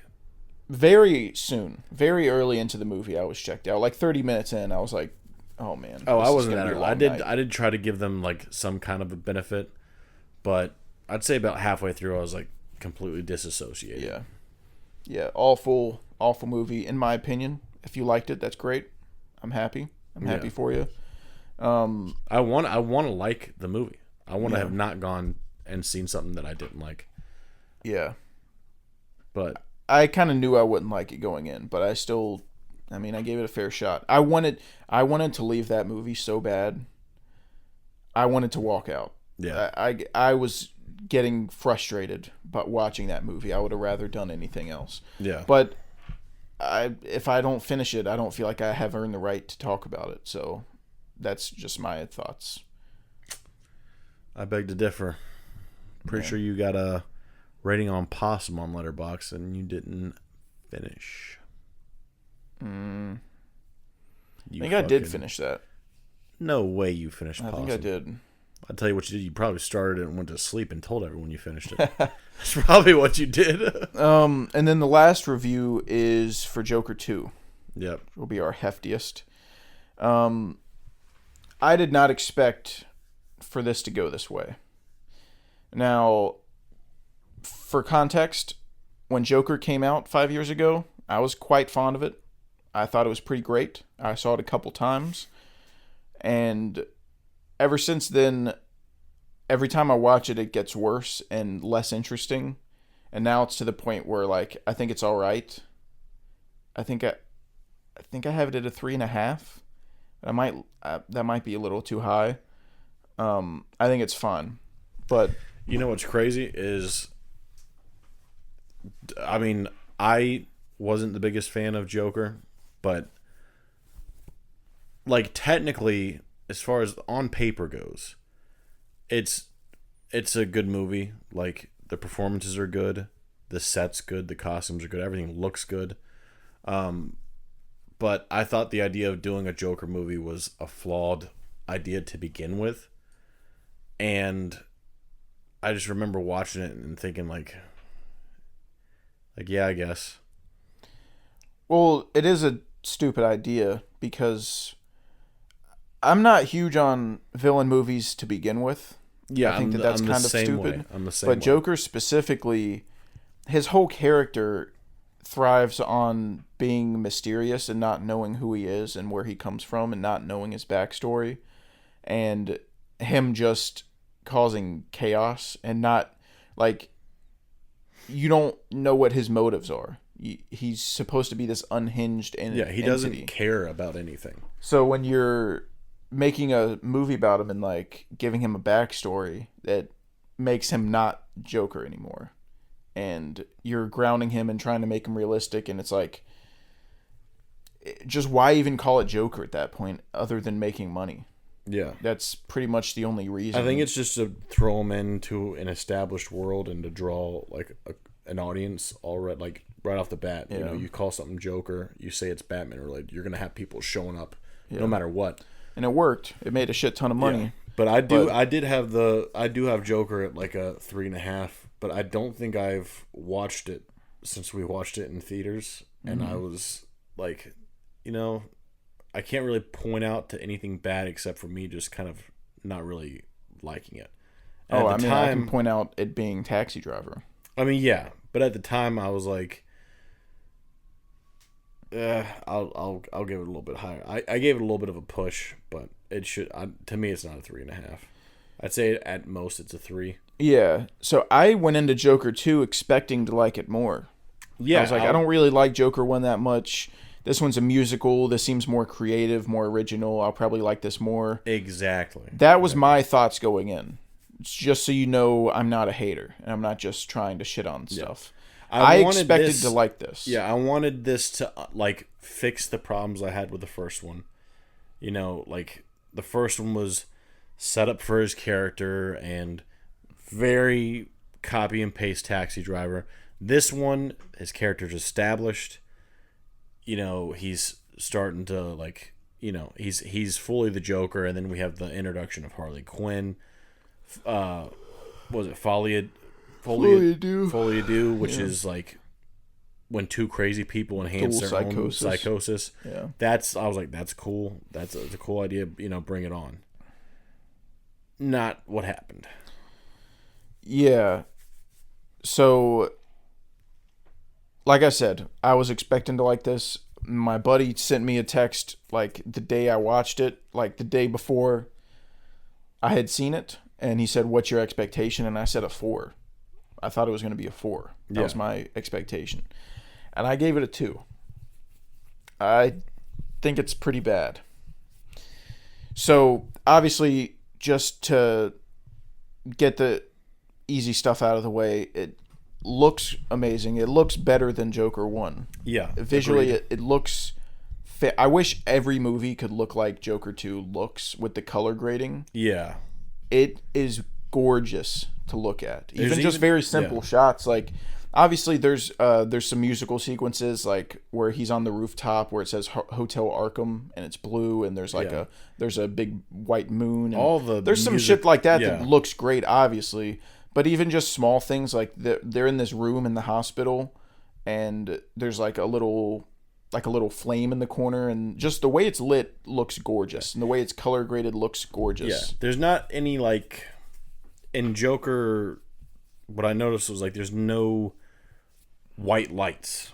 Yeah, they're all yellow, and then everything around it has some kind of like wash on it. There's a lot of greens and blues, like and the walls will be like lime green almost, or like, you know, it looks really good. And then, like you said, the fantasy sequences, even like the little one of him like walking down or walking through the courtyard, and the umbrellas go from black to like the colored umbrellas. Yeah, I was like, that's sick. That's really cool. Yeah. So visually, it looks amazing. It really does. Yeah. It looks incredible. Performances are really good. Joaquin's really good. Ooh. I'm not going to say performances are really good.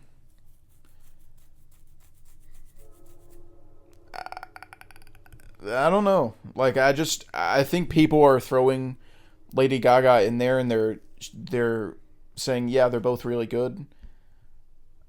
I don't know. I don't think I would put her on the same level of performance as Joaquin. She's definitely obviously she performs better in the songs because she's a musician. Yeah, and you can tell pretty easily Joaquin's not a musician. Yeah, he's doing his best, but he does have a good voice. Like, in terms of the acting, like I thought she was fine. But yeah, Joaquin is like Oscar-winning actor giving like damn near Oscar-winning performance. Like he shouldn't win again. I hope he doesn't. He shouldn't have won for Joker 1. Should have been Leo.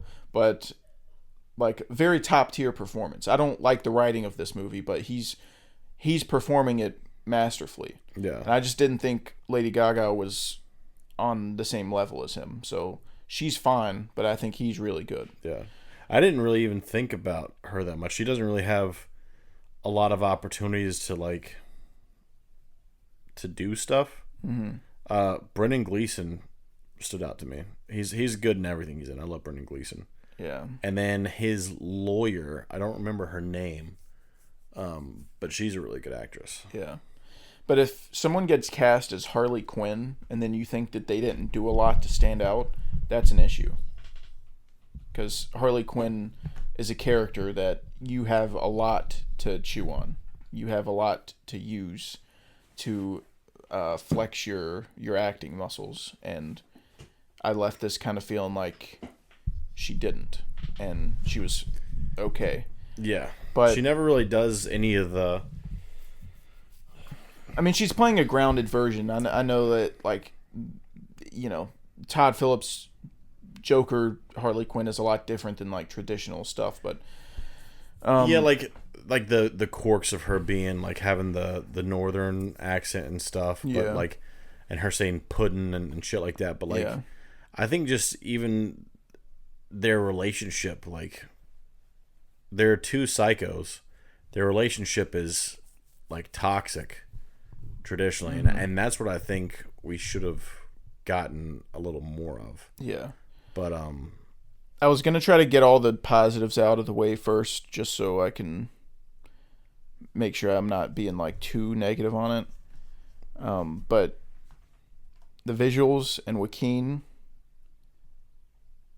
are probably my only positives. That they were mine. It looked good. That's about it. The sets. Oh, well, yeah, that ties into looking good. Yeah, yeah, the sets look good. All that cinematography, visuals, all that shit looks great. Yeah, I don't know why this movie exists outside of making money. I don't know what it was trying to say. I don't know.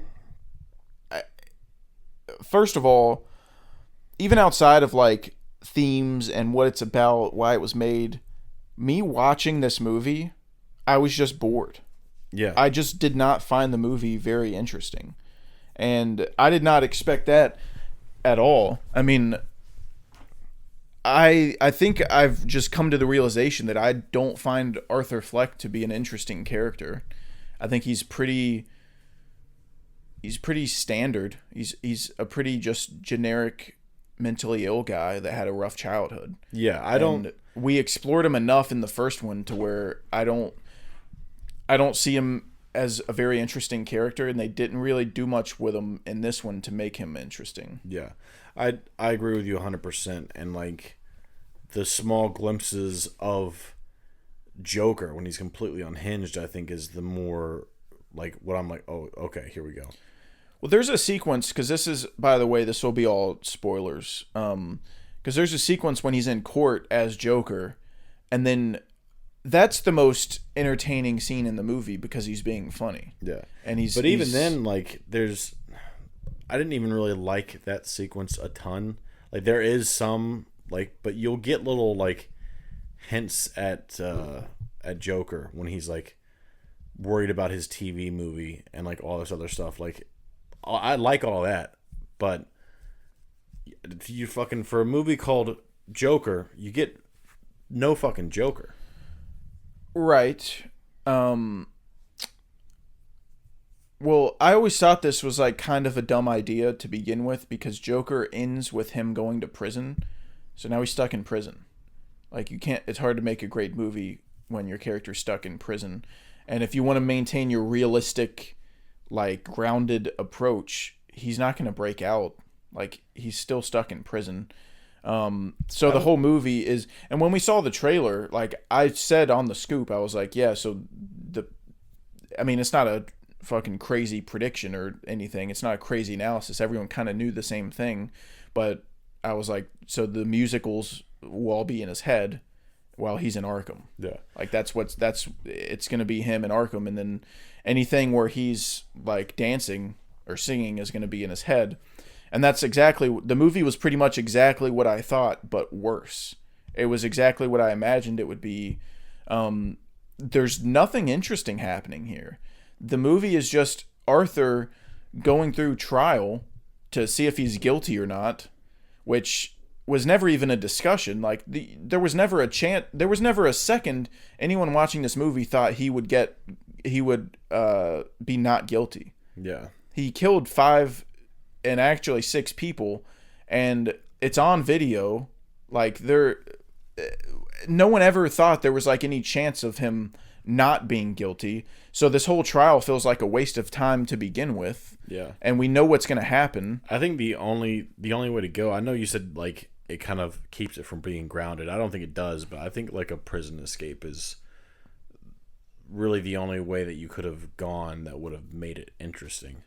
I guess if you have like all of the Joker fandom, yeah, like exploding the side of the building and like trying to get him to escape, like you gotta think too. This is maybe like in what would you say that the 70s that they're in, or like early 80s, like fucking people have escaped from Alcatraz. Like people do prison escapes. Which, by the way, I'm pretty sure they just made Arkham Alcatraz. Yeah, which is odd. I don't know why every movie's obsessed with like putting their fictional prison on Alcatraz. Yeah, it's like I know what Alcatraz looks like, so now that takes me out of the movie. Now it doesn't feel like Arkham anymore. Now it feels like Alcatraz. Yeah, so stop doing that. That's just me personally. But yeah, I think so. This movie, and what keeps it from being interesting to me, and I did a lot of thinking about this because I wanted to be able to verbally explain why I don't like it. So I think it undoes the characterization that Arthur goes through in the first movie. And because it starts out with him as Arthur and not like as Joker. And then he meets Harley Quinn and like she kind of reignites that fire in him. But he's already still got his fans. He's got the TV movie. Mm-hmm. Like people still like see him as like a celebrity. So it doesn't make sense why he wouldn't be Joker. And then by the end of the first one, it seems like he's so far lost in this new persona that he wouldn't revert back to Arthur, unless it was like some kind of ploy. Yeah. So he becomes Joker, and he's like, I don't actually want to be Joker. Yeah. I did this for you guys. And it's like, well, yeah, you did. So what now? Yeah. Like, what the fuck is that, dude? That's crazy. Absolutely insane. Yeah. I don't think the writing's very good at all. God, I'm trying to think of what even the fuck happened, dude. Well, I don't care about any of the characters. That's a big thing too. But yeah, that's another thing. Like, except for Gary. Yeah. Yeah, Gary's the only one. And then I thought there was going to be a point where, like, I think it would have been more impactful if you hadn't spent so much of the movie with him as Arthur, if he had been more evil and been more Joker, where Gary kind of, like, pulls him back for a second, and then he, like, rejects it. That would have been more interesting to me if he had been, like, fucking shit up in prison, still being Joker, still being evil. Yeah. And then, like, Gary's like, you're the only person that was ever nice to me and didn't make fun of me. Mm-hmm. And then he, like... That made me so sad. It did. Gary killed it in that scene. Yeah. Made me sad. You expect us to believe your last name is Puddles. Yeah. Yeah, that scene was really funny. Yeah. When he was making fun of his last name. And when Zazie Beetz is on the stand and she's like, in that god-awful TV movie. And then he looks back at Harley Quinn. Yeah. That was... so fucking funny. Yeah. Like the way he acted that scene out was really funny. Yeah. That's a big positive of the movie. Is just that running joke of the TV movie and I do really like how that, yeah. he's so concerned about whether people think it's good or not. Yeah. And she's like, yeah, it's good. Like, believe me. Like, I'm telling you the truth. It's good. Yeah. And then he like finds out she's lying to him, and that's one of the first questions. Like, did you actually like the TV movie? Yeah. Like there's shit like that in both movies. There's little glimpses of Joker, but never like enough to satisfy what I'm looking after. Yeah. Like in the first one of the big things that I liked was like when he kills that one guy whose name I can't pronounce, and Gary's like getting away. He's like, "You can go, Gary. Don't worry. I'm not gonna hurt you." And he goes, "Ah!" And like I was like, "That's very Joker." Him doing the TV movie thing is very Joker. Making fun of that guy's last name, of Gary's last name is very Joker. Mm-hmm. Some of the jokes he makes when she's like, "My dad died in a car accident," and then he starts laughing. Yeah. I was like, "Hell yeah!" And he goes, "It's not funny." Yeah. And then just starts laughing more. I mean, I've accepted that these movies aren't Joker. So I don't even, like, that's not even in my head, like, oh, that's such a Joker thing to do. Like, it's not even what I'm thinking about, because I learned long ago that this, like, just isn't the character of Joker from the Batman world that we know. So that's not even something that, like, bothers me anymore. I just want an interesting movie. I just want a good movie, and I'm not getting it. Yeah. I'm getting pooped on. I'm getting shit on. I mean, if you take out all of, like, the fantasy musical numbers, not a lot. Well, see, here's another issue, is it's a musical, and I don't like the music. I don't like the musical side. And I'm pretty open with musicals. Yeah. I think musicals can be really fun. I like La La Land. I think The Greatest Showman, the music in The Greatest Showman is fucking awesome. The movie's kind of mid, but the music's awesome. Yeah. I think musicals can be really fun, so La La I'm Land, open to them. Dude, I love La La Land. I don't listen to that type of music whatsoever. Yeah. But I love La La Land. Yeah, so I'm cool with musicals. I think that they can be fun, but first of all, this movie is only basically, I think there's like one original song, and the rest are covers. The rest are just music. Yeah. And they don't even like fully commit to, it's like they wanted to be a musical, but they like half-assed it and didn't even go into like full songs most of the time. They were like singing it under their breath, Like the first verse of a song and then back to doing whatever. yeah.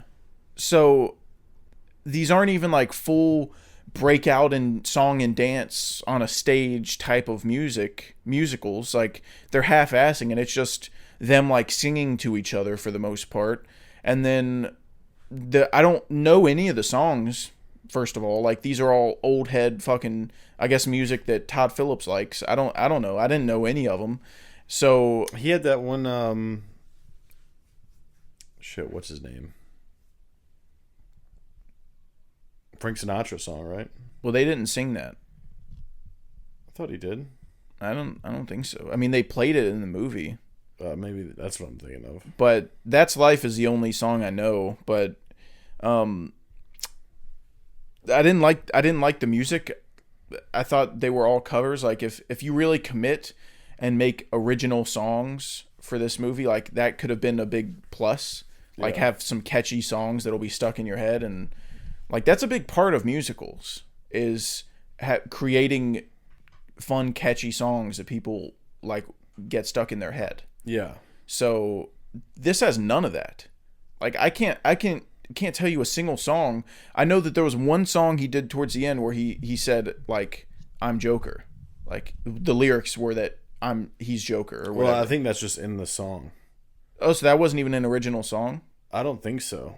The one he said, as long like the what is it? As long as there's a Joker. Like, I'm pretty It was the one where he was like in court beating the judge with the huge mallet. I don't think that's original. I'm pretty sure that's. I just assumed it was because he was talking about being Joker. I just assumed it was original. But yeah, even more to my point, they're all just old songs that they're just covering. That's not interesting. That's very lame to me. And I didn't think they like even portrayed the story very well with what was going on. I'm gonna see if I can find the name of that song. Fucking, I was bored to death during this movie. Yeah, like, I like the visuals. It looks good, but the music's bad, the story's bad, it's doing nothing interesting with the character. It feels like it doesn't need to exist at all. This trial that we're watching, we know how it's going to end already, and we don't really need to sit through it. Fucking the ending is the worst shit I've ever seen in my life. The ending's fan fiction. You didn't get over there? Yeah, I'm listening to you. The ending's fan fiction. Yeah. Yeah. That's something else we talked about. Like, the ending diminishes Arthur as a character, and it also makes the setup for what they were trying to do less cool. Right. It makes both characters worse, because basically the ending of this movie is the real Joker kills Arthur. Yeah. That's he gets inspired by what Arthur does and becomes Joker, Like the new Joker. and kills Arthur. Yeah. And so that means Arthur and Joker, that we've watched 2 movies of, is now less interesting, because he's not. I mean, I've already said it. I don't view him as like the traditional Joker that Batman would fight, but he's not the real Joker in this universe anymore. And now this new Joker that like starts cutting his mouth with the knife, he stole his whole shit from someone else. Yeah. He's just imitating this other guy. So he's not even cool anymore. He's not even like the Joker that I like from the comics. Yeah. Because he's just stealing his shit. So it's so lame on it. Like, I don't know how that ending's supposed to be cool in any way. Well, I think it could have been cool. That song is original, by the way. I thought it wasn't, but it was original. I think that the idea of there being a Joker and then like him doing all these heinous things, these horrible things, and then like, you know, wanting to execute them, and there being like, no matter what you do, there's going to be a Joker, like because of the events that have transpired, could be a cool idea to explore.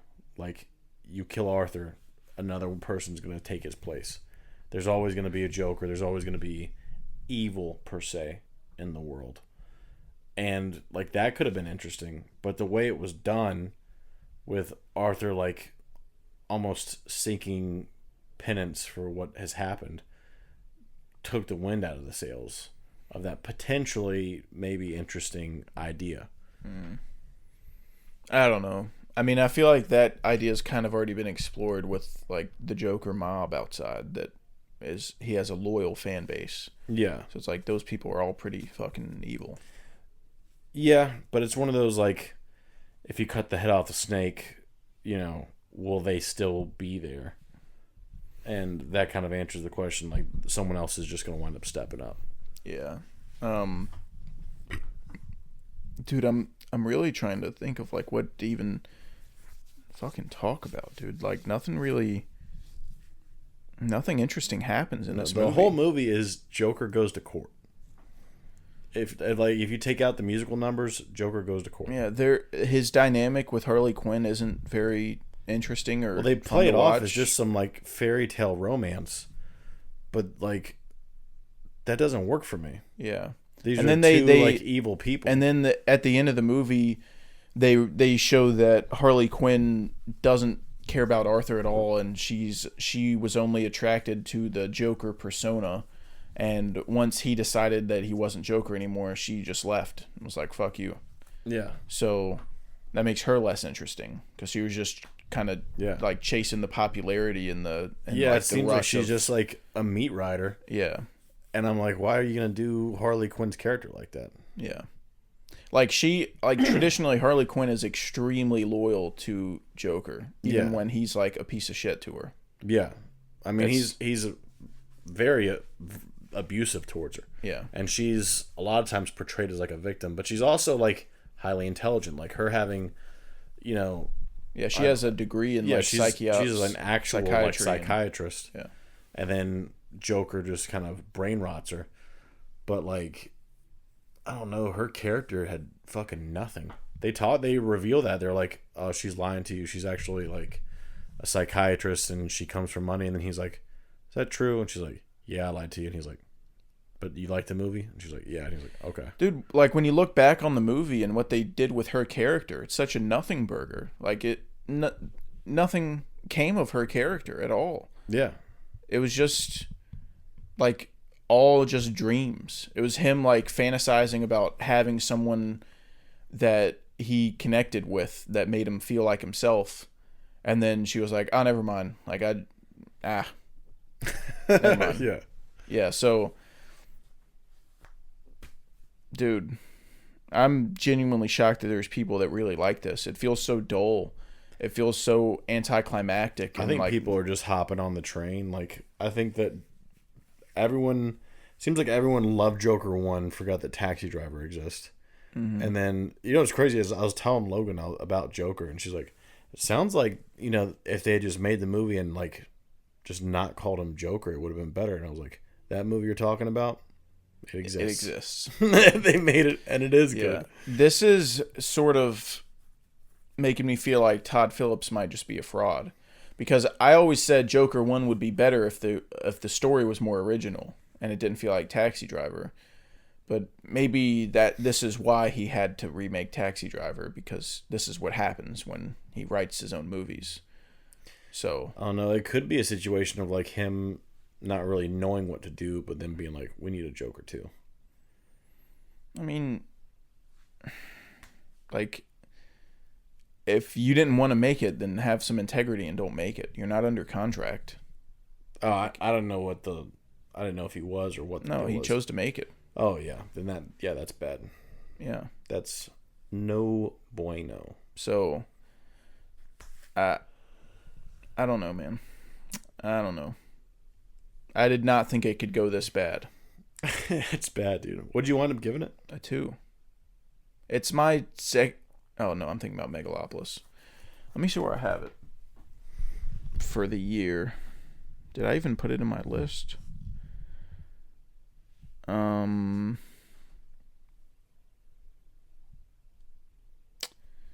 I have it at a 2, so that would be...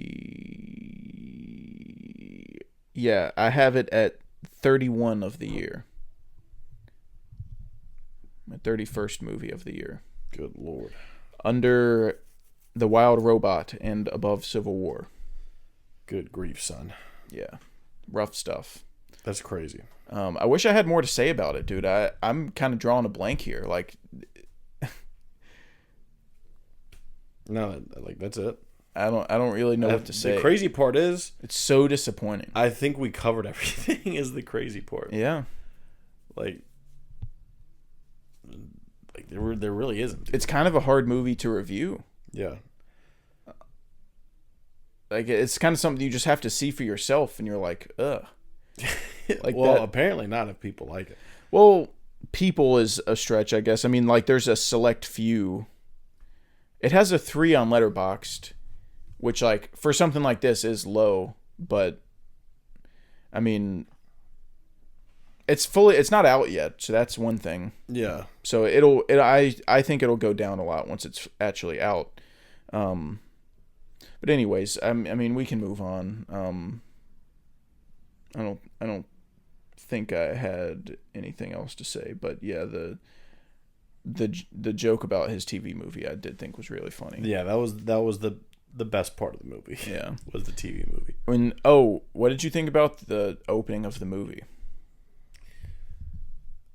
It caught me off guard, and I was like, this is kind of weird. Originally, but it was weird because I don't think it's actually like a hand-drawn animation like it was trying to portray itself to be, because it seemed too clean and modern. And then I was like, well, what is it trying to say? And it seemed like it was feeding into the split personality thing. And then I thought that's where it was going, because right after that, he goes and has a meeting with his lawyer, and that's like their case. They're building their case on like Joker being a separate entity to Arthur. And then we find out that that's not the case. He's Arthur, and he knew what was going on. Yeah. So it kind of makes that whole opening in the beginning seem worthless. Yeah. Yeah. I don't really care about it. Yeah. Like, I thought it was kind of an interesting way to start the movie, but it would have been cool if it led into something. I figured they were going to pan out and like it was a like the prisoners were watching it on TV, like it was a cartoon. Yeah. That they were watching, but it was just like they just showed it to us. Yep. That didn't really play a part in the story, but anyways, last segment is we're gonna go over some horror characters. Heck yeah. And see if we can figure out if we could survive them or how we'd maneuver that situation if we were face to face. I might have thought about this wrong then. What did you do? I put down people that I think I could like actually beat. I mean, I guess that's fine too. Cuz like I feel like I could, outmaneuver Michael Myers since he walks around. Mm-hmm. And as long as I get to a car, like the guy's dusted. Well, it depends on which Michael Myers, because if it's the first one, he drives too. Then I'm fucked. But he doesn't drive. He only drives when he's on recon. Oh, okay. He doesn't drive yeah. in the field of when battle. he's in the hunt, he doesn't drive. Yeah, no, he's full on boots when It's so funny that he's driving around, dude. Yeah, that's just for research. Well, let me start because I have two jokes. Okay. 2 joke picks.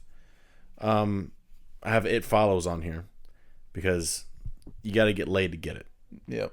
I'm safe, dude. I'm safe. I'm never gonna die. Not touching you. And then the next one on the anti me beating it, Barbarian.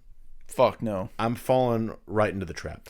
But free milk for life. You do love milk. That's what I'm saying. It's kind of not even a horror movie. It's a fantasy. Yeah. That's a good point. Big mommy milkers every day. Yeah, and protection. Yeah.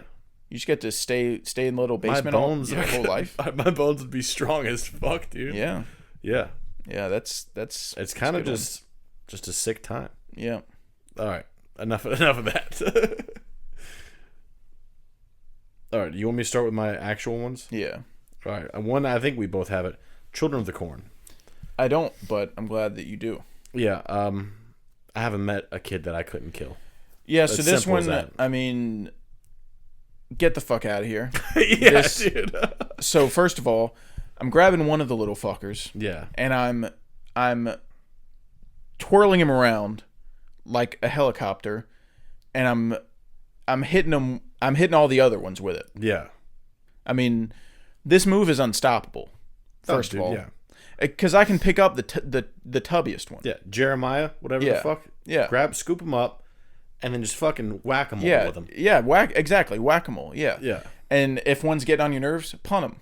Yeah. And I mean, realistically, dude, these are like fucking 10-year-olds. A kick to the head's gonna kill them. Yeah.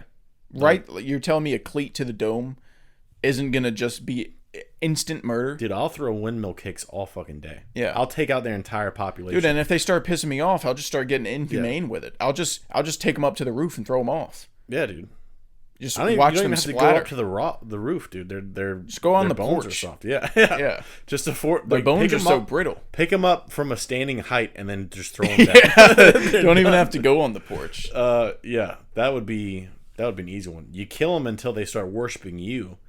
Now you're the one who walks behind the rows. No, and I wouldn't bring do that. You food. I don't want to be associated with them. Oh yeah. No, with dog shit. Yeah, no. If I ever found out someone was like, "Oh yeah, I ran into those little kids and they said that you're their leader," I'd kill myself. Like, I don't want anything to do with them. The only thing I want to do with them is kill them. Yeah, I want to murder them. Yeah, they're the worst. That's what I'm talking about, dude. My first one up is classic Michael Myers. Heck yeah. Yeah, I mean, he's slow as molasses, so I can just fucking... I don't even have to run, just like power walk. He's never catching you. That just tiptoe walk right out of there. He's also, not to be insensitive, he's not all the way there. Yeah. I can just put a bag on his head. He's not going to know what's going on. The elevator doesn't go all the way up, dude. Yeah. Yeah. His box is missing a couple crayons. Yeah. They put the brain in and then just forgot to plug it up. Yeah. That's what it is. So I'm not really fearing Michael Myers, to be honest. Yeah. There's some horror characters I would start to tremble. Not Michael Myers. He's an idiot. Yeah. He he walks everywhere. Like, I can just run. I can get in my You can car. hear him breathing from a fucking mile away. I can hit him. Yeah, dude, his cardio is awful. Yeah, he's... Yeah. I'm like, dude, I'm always going to know where you're at. what is your blood pressure right now, Yeah. dude? Calm down. Um, I'm just going to drive to Pennsylvania, and then I'll have 4 months before he walks to me. yeah. You're That's good. it. Yeah. Yeah, so that's an easy one. I mean, no, I don't think anyone's afraid of Michael Myers. Yeah, I don't. Michael Myers is quick and easy. Yeah. My second one is It. Ooh, Yeah, I'm gonna crush him. that's bad news for me, Why? because he'll turn into what I'm afraid of. Yeah, but you beat him by making fun of him. I don't like making fun of people. Nah, dude, it's good. It's fun. If that's all you have to do, that's what the movie's established is just like make him feel like a jerk. I got this. But you also have to have friends to do that. There's only two of us. Yeah, you are my only friend. They had like 7 of them. No, that's all we need, dude. Yeah. They don't didn't know if even it go. would They were like, Well, we're not okay. afraid of you. You're a loser. You're lame. Like we would be like, hey, Dude, fucking kill yourself. you're fucking gay, Dude, you know how big your head is? Yeah. But You're so old. But Get out of here, Wish dude. you had some man penis in you right now. You fucking Fruit Loop. Here's the question, though. Would you be able to survive if he started doing the dance? He's got me, dude. Yeah. I didn't think about that stipulation. If he does the dance, I mean, I'm completely hypnotized by then. Yeah. I'm Dude, I mean, looking there's not much straight you into can- the deadlights. There's not much you can do. Your hands are tied at that point. Yeah. He's doing the dance. It's one of those high risk, high reward kind of situations. Yeah. I think that's a tricky one, though, because he could turn into, like, I mean, God knows what. Like, I mean, it turns into stuff that like kids are afraid of, though. Like if you turn into that painting, I'm not going to give a fuck. no, about but the he painting. knows what you're he knows what you are afraid of and would turn into it. So, like, not having milk, he would, like, he'd turn into that. God, every drink I see would not be milk. Yeah. I'd go crazy. Or like an unshitted pant. he just turns into a clean pair of pants. down clean again. God damn you. Pennywise, you bastard. Where's the turd in my pants? You stole my turd. Who wiped my ass? Who unshit my pants? Dude, yeah. What a hell. What a hell to live. Oh, Okay, Jesus. this is a very very wild side note here. Yeah. But our little rant right there reminded me of this song I heard on TikTok called Dinkelberg. Because I always go Dinkelberg. Yeah, and it made me think of this, so I gotta You gotta hit give me you a with little it. taste Yeah. of this.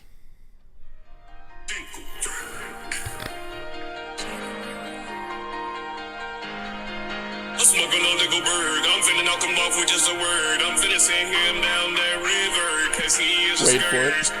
Dinkelberg, I'm smoking on Dinkelberg. I'm smoking on Dinkelberg. Dinkelberg. I'm smoking on Dinkelberg. What Sorry, the that fuck, was dude? Dinkelberg came into my head and I had to play it. You had to do what you had to do. That's 100%. I'm sorry. That's just what I had to do. Next one up, Freddie. Oh, dude. You're Now, crazy. I've been thinking about this one, and Freddie is bad news because Yeah. Freddie follows you into your dreams. I sleep tight. I like sleeping. That's my happy place. That's don't know. I'm comfortable. I'm safe from the monsters, and Freddie follows me in there. So when he sees me making out with Ryan Gosling, now I don't know what to do. You're now- kissing Ryan Gosling, and he does Like- like Shining, and it's him instead. Do I protect myself or do I protect Ryan? Like I don't know what to even do here. Yeah. But here's my plan. Freddie, I don't know if you guys have paid attention very much like to the details, but Freddie likes kids.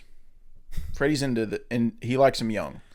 So I am gonna hide out in a daycare, and he'll be so distracted by all the adolescents. Yeah, the eye candy. Yeah, and he won't even like know I'm there. He won't even be looking at me. He'll be looking at all these kids in their Fortnite shirts, just licking his chops, licking his fingers. Yeah. So, I think I'd be good. I don't know if that's gonna work. Oh, it'll work. Because you always wind up in the boiler room, no matter what you do. Like he pulls you out of whatever you're dreaming about into the boiler room. I mean, he has to get a grip on you. Yeah, He has to get a real grip on you, and I just wouldn't let him. No, dude, I think I'm a pretty hefty sleeper. I will say though, you've got a titanium lock on your dreams. Yeah, I'm never gonna wake up. He's gonna pull me right through the hole, and I'll be dead. He's gonna pull you through the door. Let's say this though, this stipulation: cash with COVID, Weapon X against Freddy Krueger, dude. He's never gonna catch him. Never in a million years is he gonna catch cash with COVID. That is kryptonite to Freddy Krueger. Yeah, he doesn't have shit. He doesn't have shit on. There's nothing you can do. Yeah, I'm just up at 3 a.m. driving around, and he's sitting there looking at his little portal, like, God, fucking, like looking at his watch, he's like checking his calendar, like, dude, I gotta fucking spend 8 days. I have a bar mitzvah to get. I've been waiting here for 4 weeks. I've been working overtime trying to find a gap to hit here. And I'm fucking salary. I'm losing money. Yeah, I used my day off last week. Like I don't have any days off. I gotta sit here. Yeah. He'd be out of luck. I tell you. My next up is Gabriel. You think you're fucking piecing up Gabriel? God, no. I didn't make a list of people I can beat. I made a list of people. Oh, okay. I did it correctly. Oh, I gotcha. So, what's your plan with Gabriel? Get my ass tussled with. Get my ass played with. He's murdering me, Carl. I have no chance against Gabriel. I thought we were making a list of people we could beat. No. What? No, we're making a list of horror villains and saying if we could beat them or not. Oh, I thought we were just doing people we could beat. Yeah, well, you're silly. All of mine are people I can beat. I know, you already said that. We've established that and we've moved on, and you keep bringing it up. I'm following it now. Okay, that's good. I'm on board now. No, I have no shot against Gabriel. Yeah, Gabriel. When he does that backwards run, I'd shit myself. Yeah. So I'd just be terrified, first of all. But B, I just respect his game too much. I wouldn't even want to kill him. Like he's just such a Chad that I would kind of just like salute him and like let him do what he needs to do. Yeah.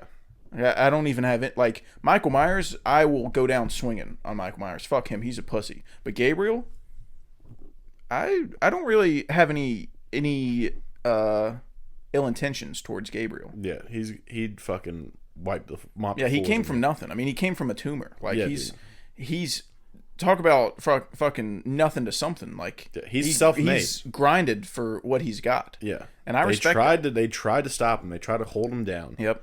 And he cut loose. They tried to shove him back into a little girl's head. Yeah. And he said, "Nah, fuck that noise." Yeah.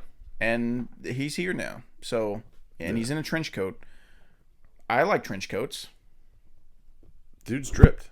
I mean, that's all I'm saying. So, yeah, Gabriel, he could piece me, but I also I'm not really against it, you know? Really, I let it happen. Yeah.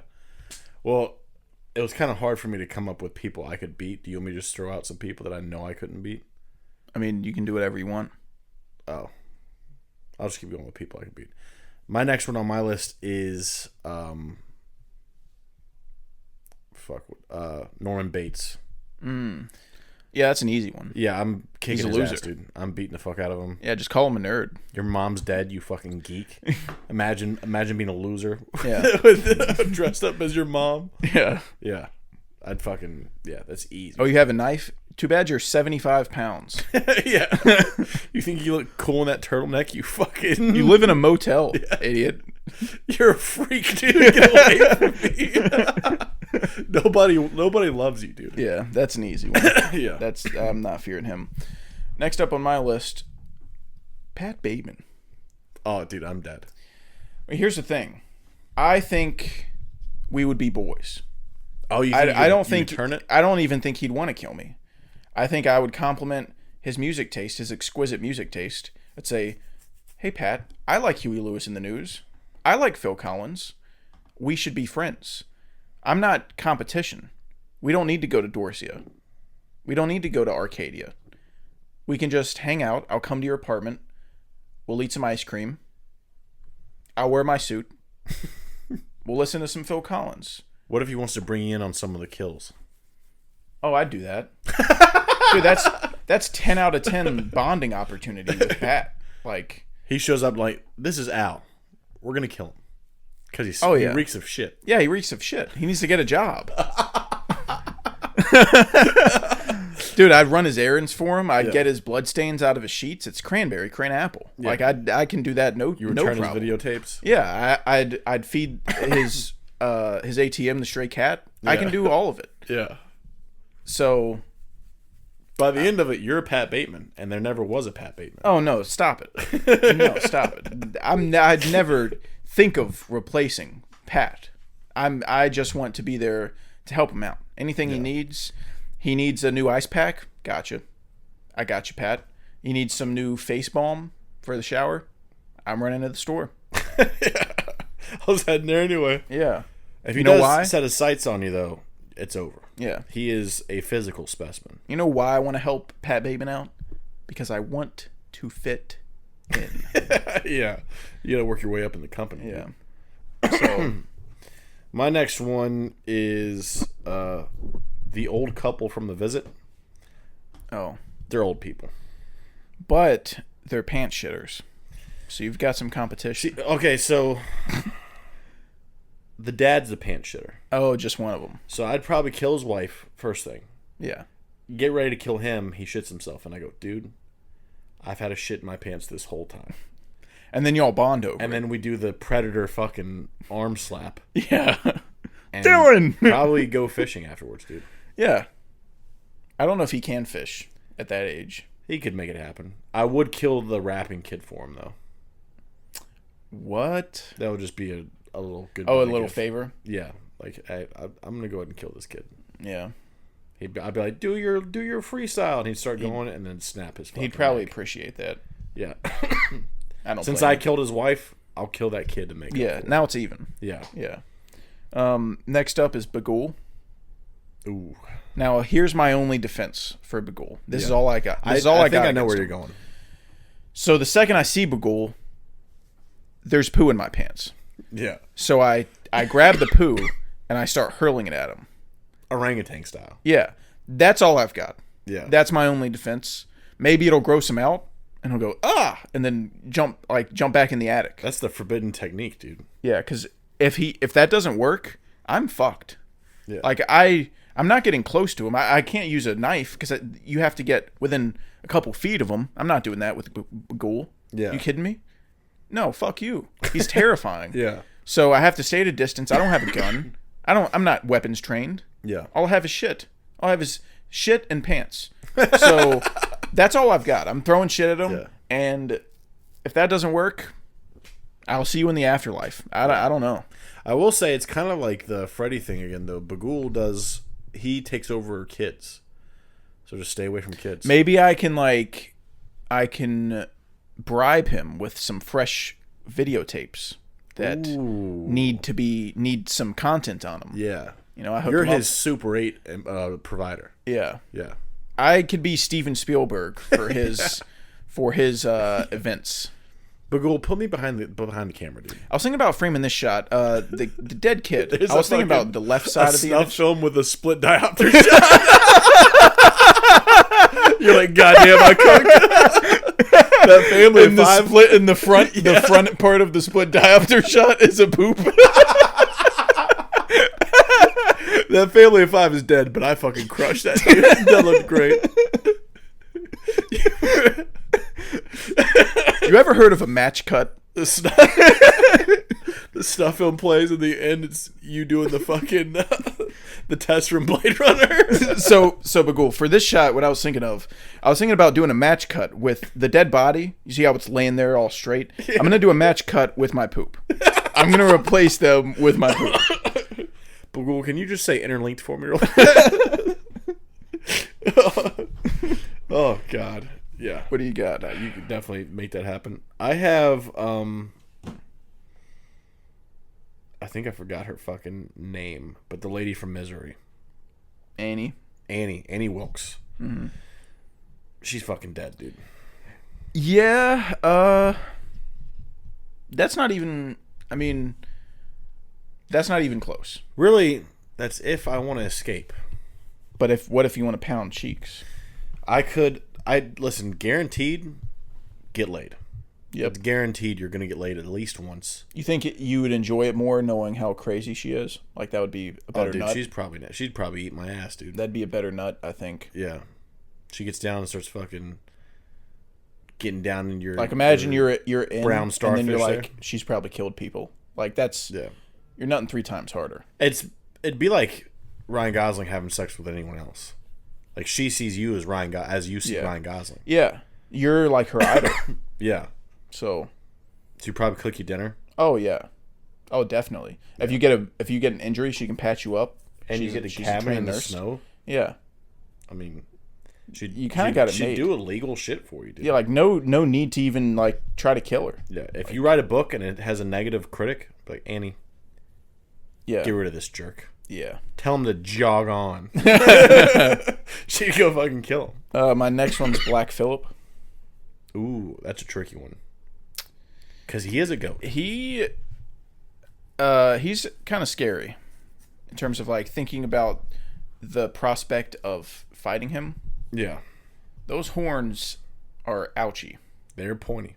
They are pointy, and he moves quick, and he can murder you with them, with those horns. And I don't think I don't think I could fight a good fight against Black Phillip, to be honest. Well, I agree. I don't think I would survive Black Phillip because, like, he is the devil. Because I could kill a goat, realistically. If he's trying to kill me, I don't know if I could. I've actually messed around with a goat before. My neighbors had a goat at one point. I know how their brain works. Unless I had a gun, a projectile weapon, I don't think I can kill a goat. I think they're too dangerous. I could handle a goat for sure. But him being the devil, he's a magic goat now. Mm-hmm. A magic evil goat. Yep. So he could just go. He could mind control you. Exactly. Yep. Exactly. Then it's over. Yeah. Then it's wraps. And I'm gonna tell you right now, in my mind, easy to get in. It's easy. There's not a lot to do, but you're gonna be in there for sure. It's easier to get in your head than it is to shit your pants. Yeah. Which is really saying something. Yeah. Yeah. What's your next one? My next one is this kind of goes in with The Visit a little bit, but it's the cult from Midsummer. I mean, you got a big... They're all white. I could beat their ass. They're all a bunch of hippies. Most of them are old, and the only weapon they have is a giant mallet. Yeah, I'd go find the giant Looney Tunes mallet. I'd take the mallet and I'd just start killing all the olds instantly. Like, get those out of the way first. Then I'd move on to the youngsters, and those might be a little more difficult, but they're all in sandals. Like, they can't run. Yeah. Like, I'm not as scared of they're all wearing sheets and walking in sandals. Like, I'm in tennis shoes. I'm much more equipped for an event. They're wearing dresses and shit. Right. I have pants on. Right. They've been drinking blood orange juice. Yeah. I've been avoiding all that. I've been staying hydrated. I'm good to go. Yeah. So I'm in my bear suit. Like, my bear suit's impenetrable. Yeah, exactly. It's bulletproof. The second I saw everyone with lemonade, and mine was the only one that was beet red, I didn't drink it. Yeah. I didn't fucking drink it at all.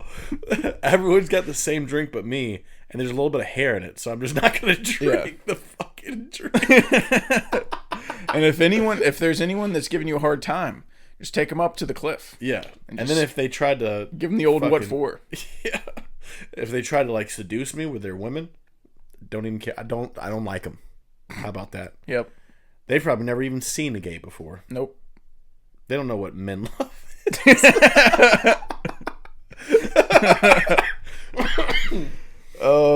My next one is David from Prometheus. Oh, dude. Here's the deal.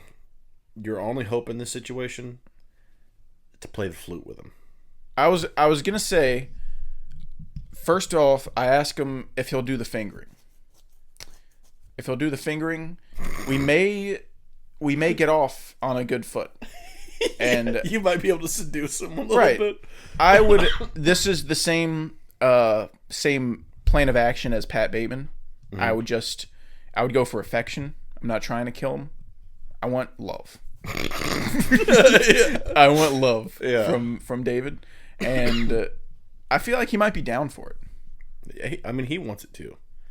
I feel like maybe I can get him to finger my drink with some black goo. I'd be like, dude, you made all this? You dissected that lady? Dude. I mean, bravo. Yeah. Bravo. Dude, holy fucking smokes, man. This is crazy. Wait a second. You cut that guy's head off? Dude. High five.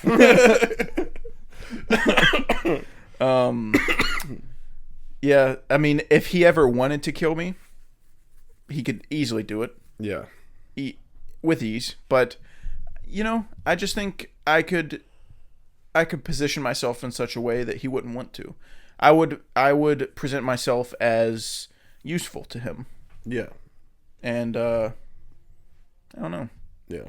I think also, like, by the time, if he saw me, like, with my shirt off, he'd be like, you're obviously not a good enough specimen for my experiments. Yeah. You're pretty far behind. Yeah. I'd have to find a way to make myself valuable that isn't visual. Yeah. I would have no problem with that, dude. And then my last one is Joseph. Ooh, that's a good one. Same kind of idea. Maybe be his buddy. Yeah, I think for Joseph, I don't really want to be his friend because he's kind of fucking weird. But I would pretend so. I would play it off. You gonna get in the tub with him? I would never impede on another man's tubby time. That's one. Listen, I have not a lot of rules. That's one of them. If the invitation was extended, he's like, "Hey, man, come on." See, here's the thing. I might have to because I'm trying to give him the impression that we're pals. Yeah. And if I don't join tubby time, he might. Nothing screams might sniff me out friendship more than a tubby. Right. He might know I'm a phony if I'm not joining with tubby time. So I might have to. And I'd try not to enjoy it, but like chances are I probably would. If I'm being 100% honest, chances are I'd probably like it. But, he might kill you for asking for too many tubbies, dude. Yeah, I hope. By the end of it, he'd be like, dude, you're fucking annoying. One thing I know about Joe is he never has too many tubby times. Oh, God. Yeah, I think I could disguise myself long enough to where I could escape and he wouldn't see it coming. Yeah, you're playing the long game. Yeah. And I could just fucking get out of Dodge. Yeah. And when he calls you to come back, you just don't. Yeah, just don't. Yeah, instead of that fucking idiot, yeah. Aaron from the movie, you just don't. When he says, "Hey, let's meet up in this park," you still got that axe? No. He's fucking holding it up. Right? he's fucking cleaning it on the phone, holding it up like that. Not at all. I don't even know. I lost that axe. I don't even know what you're talking about, dude. You're being weird. I mean, how do you even spell that? Like, I don't know if I've ever heard of this. Are you speaking of the weapon? Yeah. The wood chopping tool? No, I don't have that. What a barbaric thing to ask. Oh, God. I'm quite offended that you would even ask such a thing. Yeah, I think that's all we got. Yeah. Quite a long one. But it's the first spooky. We got to kick him off with a hefty. Yeah, gotta start off the spooky season. With a long one. Not sure what we'll be talking about next week. We'll probably not a new release. Probably just horror topic. Yeah, for sure. After Greylock, I'm fucking hungry. Oh, also, dude. I forgot to bring up. Made a grand discovery this week. On my Regal app, we always get free popcorn and free drinks. And this whole time, I've been not getting ices because I didn't know you could get them with the free drink coupon. Yeah. Because in my head, an icy is a premium item. Exactly. Like a milkshake. Yeah, yeah. Like when you get a combo somewhere, you get a drink, but you don't get a milkshake. Yeah. That's different. So I've been not getting ices my whole life because I didn't know I could. And then so randomly, I was like, I'm just going to ask, like, because I really want an icy, but they're $9. I'm not going to buy one full price. But if I can use my rewards and get a free icy, I'm going to do that. Yeah. So I asked, and I was like, yeah, just spitballing here. I mean, I know this is a stupid question, but yeah, the free drink coupon doesn't work for ices, does it? And he was like, yeah. I was like, so crazy. We wasted so Pepsi much one, time. Right? Like, you're dude. joking, right? Like, yeah. He's like, no. It's like, that's crazy. Oh man. Okay, so one of those, please. Yeah. We're right so stat stupid. now. Yeah. So now I'm getting an icy. I'm gonna gain 10 pounds. I'm getting an icy every time I go to the movies. Yeah. Say goodbye to popcorn. Won't be using any more points on popcorn. Yeah. Only ices. Strictly Ices are ice. the best shit. If it's a soda icy, all right, not a cherry icy or a blue raspberry icy. Don't diminish the they cherry taste icy, fine, dude. but they're too sweet. And the ices are huge. And after a while, it gets kind of gross. Because once you get to the bottom, the ices melt. And then, like, when a Pepsi icy melts, you're just drinking Pepsi. Yeah. It's like, oh, this is all right. I mean, it's I don't not love icy, Pepsi, but it's not still Coke soda, or yeah. Dr. Pepper or Pib, but it's like, it's a soda, and I can drink it. But once the cherry one melts, you're drinking cherry syrup? No thanks. I'm good on that. So, anywhere that has like a Coke or a Pepsi or a Mountain Dew icy, I will be getting one. Yeah. And so, I can't overstate how big this is. Yeah, this is huge. This news. Because I have 30,000 points on my account. Yeah.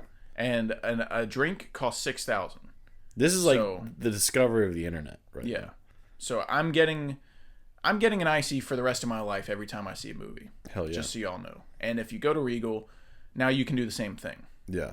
So the age-old question has been answered. It's been answered. I didn't even know it was an age-old question. I didn't even think to ask. I was just fucking sitting there like an idiot getting normal drinks. Yeah. But yeah, we'll thank you for listening to the first Spooky Scoop of the year. We'll be back next week, but thank you for listening to the Spooky Scoop.